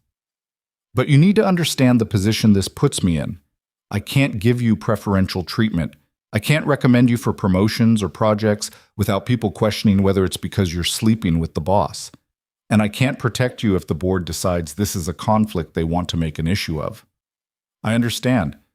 Do you? Because from where I'm sitting, you just painted a target on your back, and on hers. Janet leaned forward. I've worked with Evelyn Sterling for 6 years. She's brilliant, driven, and she works harder than anyone I've ever met. She's also been under enormous pressure from the board to prove herself, and this, she gestured vaguely. This gives them ammunition. You know that, right? I know. And you're doing it anyway. Yeah, I am. Janet studied him for a long moment, then sighed. Okay, here's how this is going to work. You continue doing your job. You continue reporting to me. You don't expect special treatment, and I don't give you any. If people gossip, you ignore it. If clients or colleagues make inappropriate comments, you document them and report to HR. And if the board comes after either of you because of this relationship, you make damn sure all your documentation is in order. Understood? Understood. Good. Now get back to work. You've got 3 reports due by end of week, and none of them care about your love life. Daniel stood, then paused at the door. Janet? Thank you for being fair about this. Don't thank me yet, Janet said dryly. The day's just getting started. She was right. By lunch, the whispers had spread through the entire company. Daniel could feel the stares in the break room, the conversations that stopped when he walked past. Most people were just curious, hungry for gossip, for details about the mysterious relationship between their CEO and the quiet analyst nobody had paid much attention to before. But there were others who weren't just curious. They were skeptical, critical. One of the senior analysts, a guy named Brad, who'd been passed over for promotion twice, cornered Daniel by the coffee machine. So you're sleeping with the boss, Brad said, loud enough for nearby people to hear. That's one way to climb the ladder. Daniel met his eyes. We disclosed the relationship to HR. We're following all appropriate protocols, and my personal life is none of your business. It becomes my business when it affects promotions, when you're getting opportunities because of who you're dating instead of what you can do. I haven't gotten any opportunities. I'm still an analyst, still doing the same job I was doing last week. For now, Brad sneered. Give it time. Let's see where you are in 6 months. Daniel walked away before he said something he'd regret, his hands shaking with suppressed anger. This was what he'd signed up for. The judgment, the speculation, the assumption that he was using Evelyn for career advancement. He'd known it was coming, but knowing and experiencing were 2 different things. At 2 p.m., his phone buzzed with a text from Evelyn. How's your day going? About as well as expected. Yours? Board meeting in an hour. They've requested a discussion about maintaining professional boundaries and company ethics. Subtle. Are you okay? Ask me after the meeting. But Daniel? Yeah? Thank you for doing this with me, for not backing down when it got hard. That was the deal, remember? We don't run. I remember. The next 3 hours crawled by. Daniel tried to focus on his reports, on the data analysis that usually absorbed his attention completely. But his mind kept drifting to the 32nd floor, to the boardroom where Evelyn was probably fighting for both of them. At 5:30, his phone rang. Evelyn. Can you come up? She asked without preamble. To my office? Now? Now. Daniel's heart kicked hard. Is everything okay? Just come up, please. The elevator ride to the 32nd floor felt like an eternity. When the doors opened, the executive floor was mostly empty. Assistants packing up, offices going dark. Evelyn's door was open, light spilling into the hallway. Daniel walked in and found her standing by the windows, looking out at the city. She'd taken off her suit jacket, her white shirt wrinkled from a long day. When she turned to face him, he saw exhaustion in every line of her body. The board wants me to end it, she said flatly. Our relationship. They think it's inappropriate, unprofessional, and damaging to the company's reputation. Daniel felt the floor drop out from under him. What did you say? I told them no. Evelyn's voice was steady but tight. I told them that I've disclosed the relationship through proper channels, that we're managing any potential conflicts of interest, and that my personal life is not subject to board approval. I also reminded them that forcing an executive to end a consensual relationship would open the company to significant legal liability. How'd they take that? About as well as you'd expect. They backed off the direct demand, but they made it very clear that they're watching, that any hint of favoritism, any suggestion that our relationship is affecting company operations, and they'll move to remove me as CEO. Daniel crossed the room to stand beside her. I'm sorry. This is my fault. Stop. Evelyn turned to face him fully. This isn't your fault. This is them trying to control me, trying to make me choose between having a personal life and running this company, and I'm done making that choice. I'm done letting them dictate who I'm allowed to be. Even if it costs you the company? I don't know, she admitted. Ask me when I'm not running on 3 hours of sleep and righteous anger. But right now, in this moment, I know that I'm not willing to walk away from you because a bunch of men in suits think I should. I'm not willing to prove them right, that I can't have both, that I have to sacrifice one for the other. Daniel took her hands. What do you need from me? I need you to keep being you, keep doing your job, keep showing up. And when this gets harder, because it will get harder, I need you to remind me why we're doing this, why it's worth it. I can do that. He pulled her close, and she came willingly, resting her head against his chest. But Evelyn, you need to promise me something too. What? Promise me you won't martyr yourself for this. If the board makes good on their threat, if they really try to push you out, don't destroy yourself fighting them just to prove a point. We'll figure it out. We'll find another way. Evelyn pulled back to look at him. You're asking me to be willing to walk away from my father's company. I'm asking you to be willing to walk away from anything that requires you to give up who you are, including me, if it comes to that. I don't want to walk away from you. Then don't. But don't lose yourself either. That's the deal, remember? We stay whole. We choose each other without losing ourselves. Evelyn's eyes filled with tears, but she blinked them back. When did you get so wise? I'm not wise. I'm just a guy who's already lost everything once and learned that nothing is worth sacrificing yourself for. Not a company, not a relationship, not even love. He cupped her face in his hands. You are enough, Evelyn. Exactly as you are. With the company or without it. With me or without me. You are enough. She kissed him then, fierce and desperate, and Daniel kissed her back with everything he had.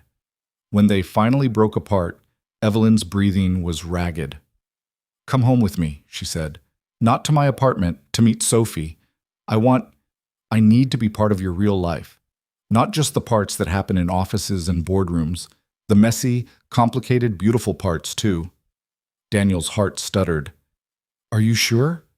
That's a big step. I know, but I'm ready. If you are. He thought about Sophie, about how she'd asked if he was happy, about how she deserved to see him actually living, not just surviving, about how love, when it was real, expanded to include more people, not fewer. Okay, he said. Yeah, let's go. They left the office together, walking out past the few remaining employees who definitely noticed and would definitely talk. Daniel didn't care. Let them talk. Let them speculate. Let them judge. He was too busy holding Evelyn's hand and feeling like he was finally, actually living. They took a cab to Daniel's apartment, the city streaming past the windows in a blur of lights and motion. Evelyn was quiet, nervous energy radiating off her in waves. What if she doesn't like me? She asked as they climbed the stairs to his third-floor walk-up. She'll like you. You can't know that. I know Sophie. She's been asking for a year when I'm going to stop being sad, when I'm going to find someone who makes me smile. You make me smile, Evelyn. That's all she needs to know.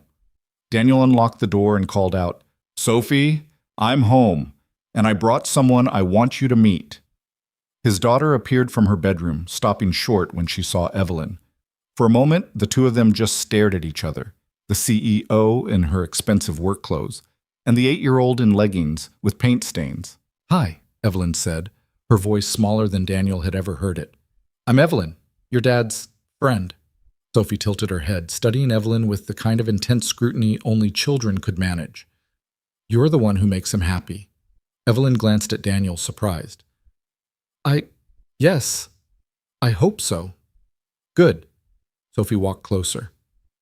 He's been sad for a really long time, since my mom died. Are you going to make him not sad anymore? Sophie, Daniel started, but Evelyn held up a hand. I can't promise that, Evelyn said honestly. Sometimes people are sad, and that's okay. But I can promise that I'm going to try my best to make your dad happy when I'm around. And I hope we can be friends too. If you want. Sophie considered this. Then she said, Do you like building things? Yes, actually, I do. Good. Dad's terrible at it. Come help me with my Lego castle. And just like that, Sophie grabbed Evelyn's hand and pulled her toward her bedroom. Daniel followed, watching as Evelyn, who commanded boardrooms and ran a multi-million-dollar company, sat cross-legged on the floor and let an 8-year-old instruct her on the proper way to construct a Lego tower. No, not like that, Sophie said patiently. You have to make sure the foundation is strong first, otherwise it falls down when you get to the top. Evelyn smiled, and it was genuine. That's good advice. I should remember that. They worked together for an hour, building the castle piece by piece while Daniel made dinner. He could hear them talking, Sophie asking questions with the blunt curiosity of childhood, Evelyn answering with surprising honesty. About her job, about why she worked so much, about what it was like to be in charge of so many people. Don't you get lonely? Sophie asked. Daniel paused in the kitchen, listening. Yeah, Evelyn said quietly. I do. A lot, actually. Not anymore, though, right? Because you have my dad now. And me, if you want. I'd like that very much. Over dinner, spaghetti with marinara sauce that was too salty but nobody complained, Sophie told Evelyn about her school, her friends, her soccer team. Evelyn listened like Sophie was the most important person in the world, asking follow-up questions and laughing at Sophie's stories. After dinner, while Sophie brushed her teeth, Evelyn helped Daniel clean up in the tiny kitchen. Thank you, she said quietly, for letting me into this part of your life. Thank you for wanting to be here. Daniel rinsed a plate. I know this isn't what you're used to. The cramped apartment, the chaos, the reality of single parenting. It's perfect, Evelyn said, and she sounded like she meant it. It's real. It's what I've been missing my whole life, this feeling of being part of something that matters. Not because of money or status or what it looks like from the outside. Just family. Sophie called out from the bathroom. Evelyn, can you help me pick a bedtime story? Evelyn looked at Daniel, uncertain. Is that okay? More than okay? He watched from the doorway as Evelyn sat on the edge of Sophie's bed, reading a story about a princess who saved herself. Sophie was already half asleep, but she was smiling, and when Evelyn finished the story and stood to leave, Sophie grabbed her hand. Will you come back? Sophie asked. To visit us? I'd like that, Evelyn said. If it's okay with your dad. It's very okay with your dad, Daniel said from the doorway. After Sophie was asleep, Daniel and Evelyn sat on the couch in the living room, the only light coming from the street lamp outside. They weren't touching, just sitting close, existing in the same space.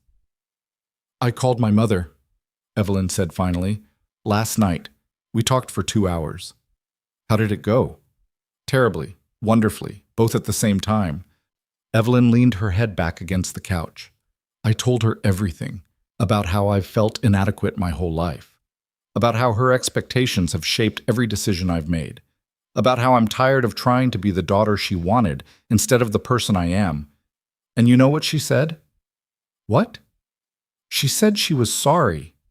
Evelyn's voice cracked slightly. She said she never meant to make me feel that way, that she's been so focused on protecting me from making her mistakes that she forgot to let me make my own choices. We didn't fix everything, we probably never will, but it was a start. It was honest. Daniel took her hand. I'm proud of you. For what? For having the courage to be vulnerable, with your mother, with the board, with me. He squeezed her fingers. You're not the same person you were 4 days ago. Neither are you. No, Daniel agreed. I'm not. They sat in comfortable silence, watching the city lights through the window. And Daniel realized this was what he'd been missing. Not just romance or companionship, but partnership. Someone to sit with in the quiet moments. Someone to build a life with, piece by piece, like Sophie's Lego castle. 2 months later, Daniel stood in Evelyn's office. Their ritual now, meeting there after work before heading to his apartment for dinner, and watched her finish up a call with William. I know, she was saying, laughing. Yes, you can take credit for introducing us. Yes, you were right. Are you happy now? She hung up and turned to Daniel. My brother is insufferable. He's proud of you. He's taking credit for our entire relationship because he told you to stay at the wedding. To be fair, he has a point. Evelyn threw a pen at him, which he caught easily. Whose side are you on? Yours. Always yours. She crossed the room and kissed him, soft and familiar. Good answer. They'd found their rhythm over the past 2 months. Dinner at his place 3 nights a week, with Sophie doing homework at the table while Evelyn and Daniel cooked. Weekend mornings at Evelyn's apartment, where she'd slowly started adding personal touches. Photos on the shelves, Sophie's artwork on the fridge. Signs of life creeping into the pristine space. They were still navigating the complicated reality of working at the same company, of managing the gossip and the scrutiny and the board's watchful eyes, but they were doing it together. I have news, Evelyn said, pulling back to look at him. The board met today. Daniel's stomach tightened. And? And they've backed off, not completely. They're still watching, still skeptical. But the quarterly earnings came in strong, and the acquisition I negotiated last month is already showing results. They can't argue with success, even if they don't like how I'm achieving it. She paused. Also, I think my mother might have called a few of the board members and reminded them that she still owns a significant portion of the company's stock, and that she supports me, all of me, including my personal choices. She did that? According to William, yes. I haven't confirmed it with her yet, but Evelyn smiled. I think we're going to be okay. At the company, with the board, all of it. Daniel pulled her close. We were always going to be okay. You can't know that. Yes, I can, because we chose each other. Every day we choose this. That's what makes it work. His phone buzzed, a text from his mother. Sophie's asking when Evelyn is coming for Sunday dinner again. She wants to make dessert.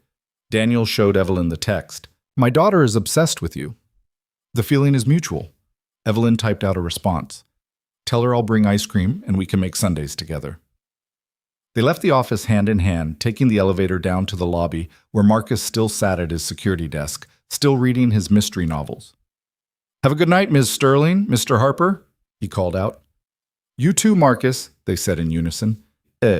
Outside, the spring evening was warm and soft, nothing like the brutal nor'easter that had brought them together. The city was alive with people, couples walking hand in hand, families heading to dinner, the endless motion of a city that never truly slept. They walked toward Daniel's apartment, taking the long way, in no hurry to arrive. Can I tell you something? Evelyn said as they crossed the bridge over the Charles River. Always.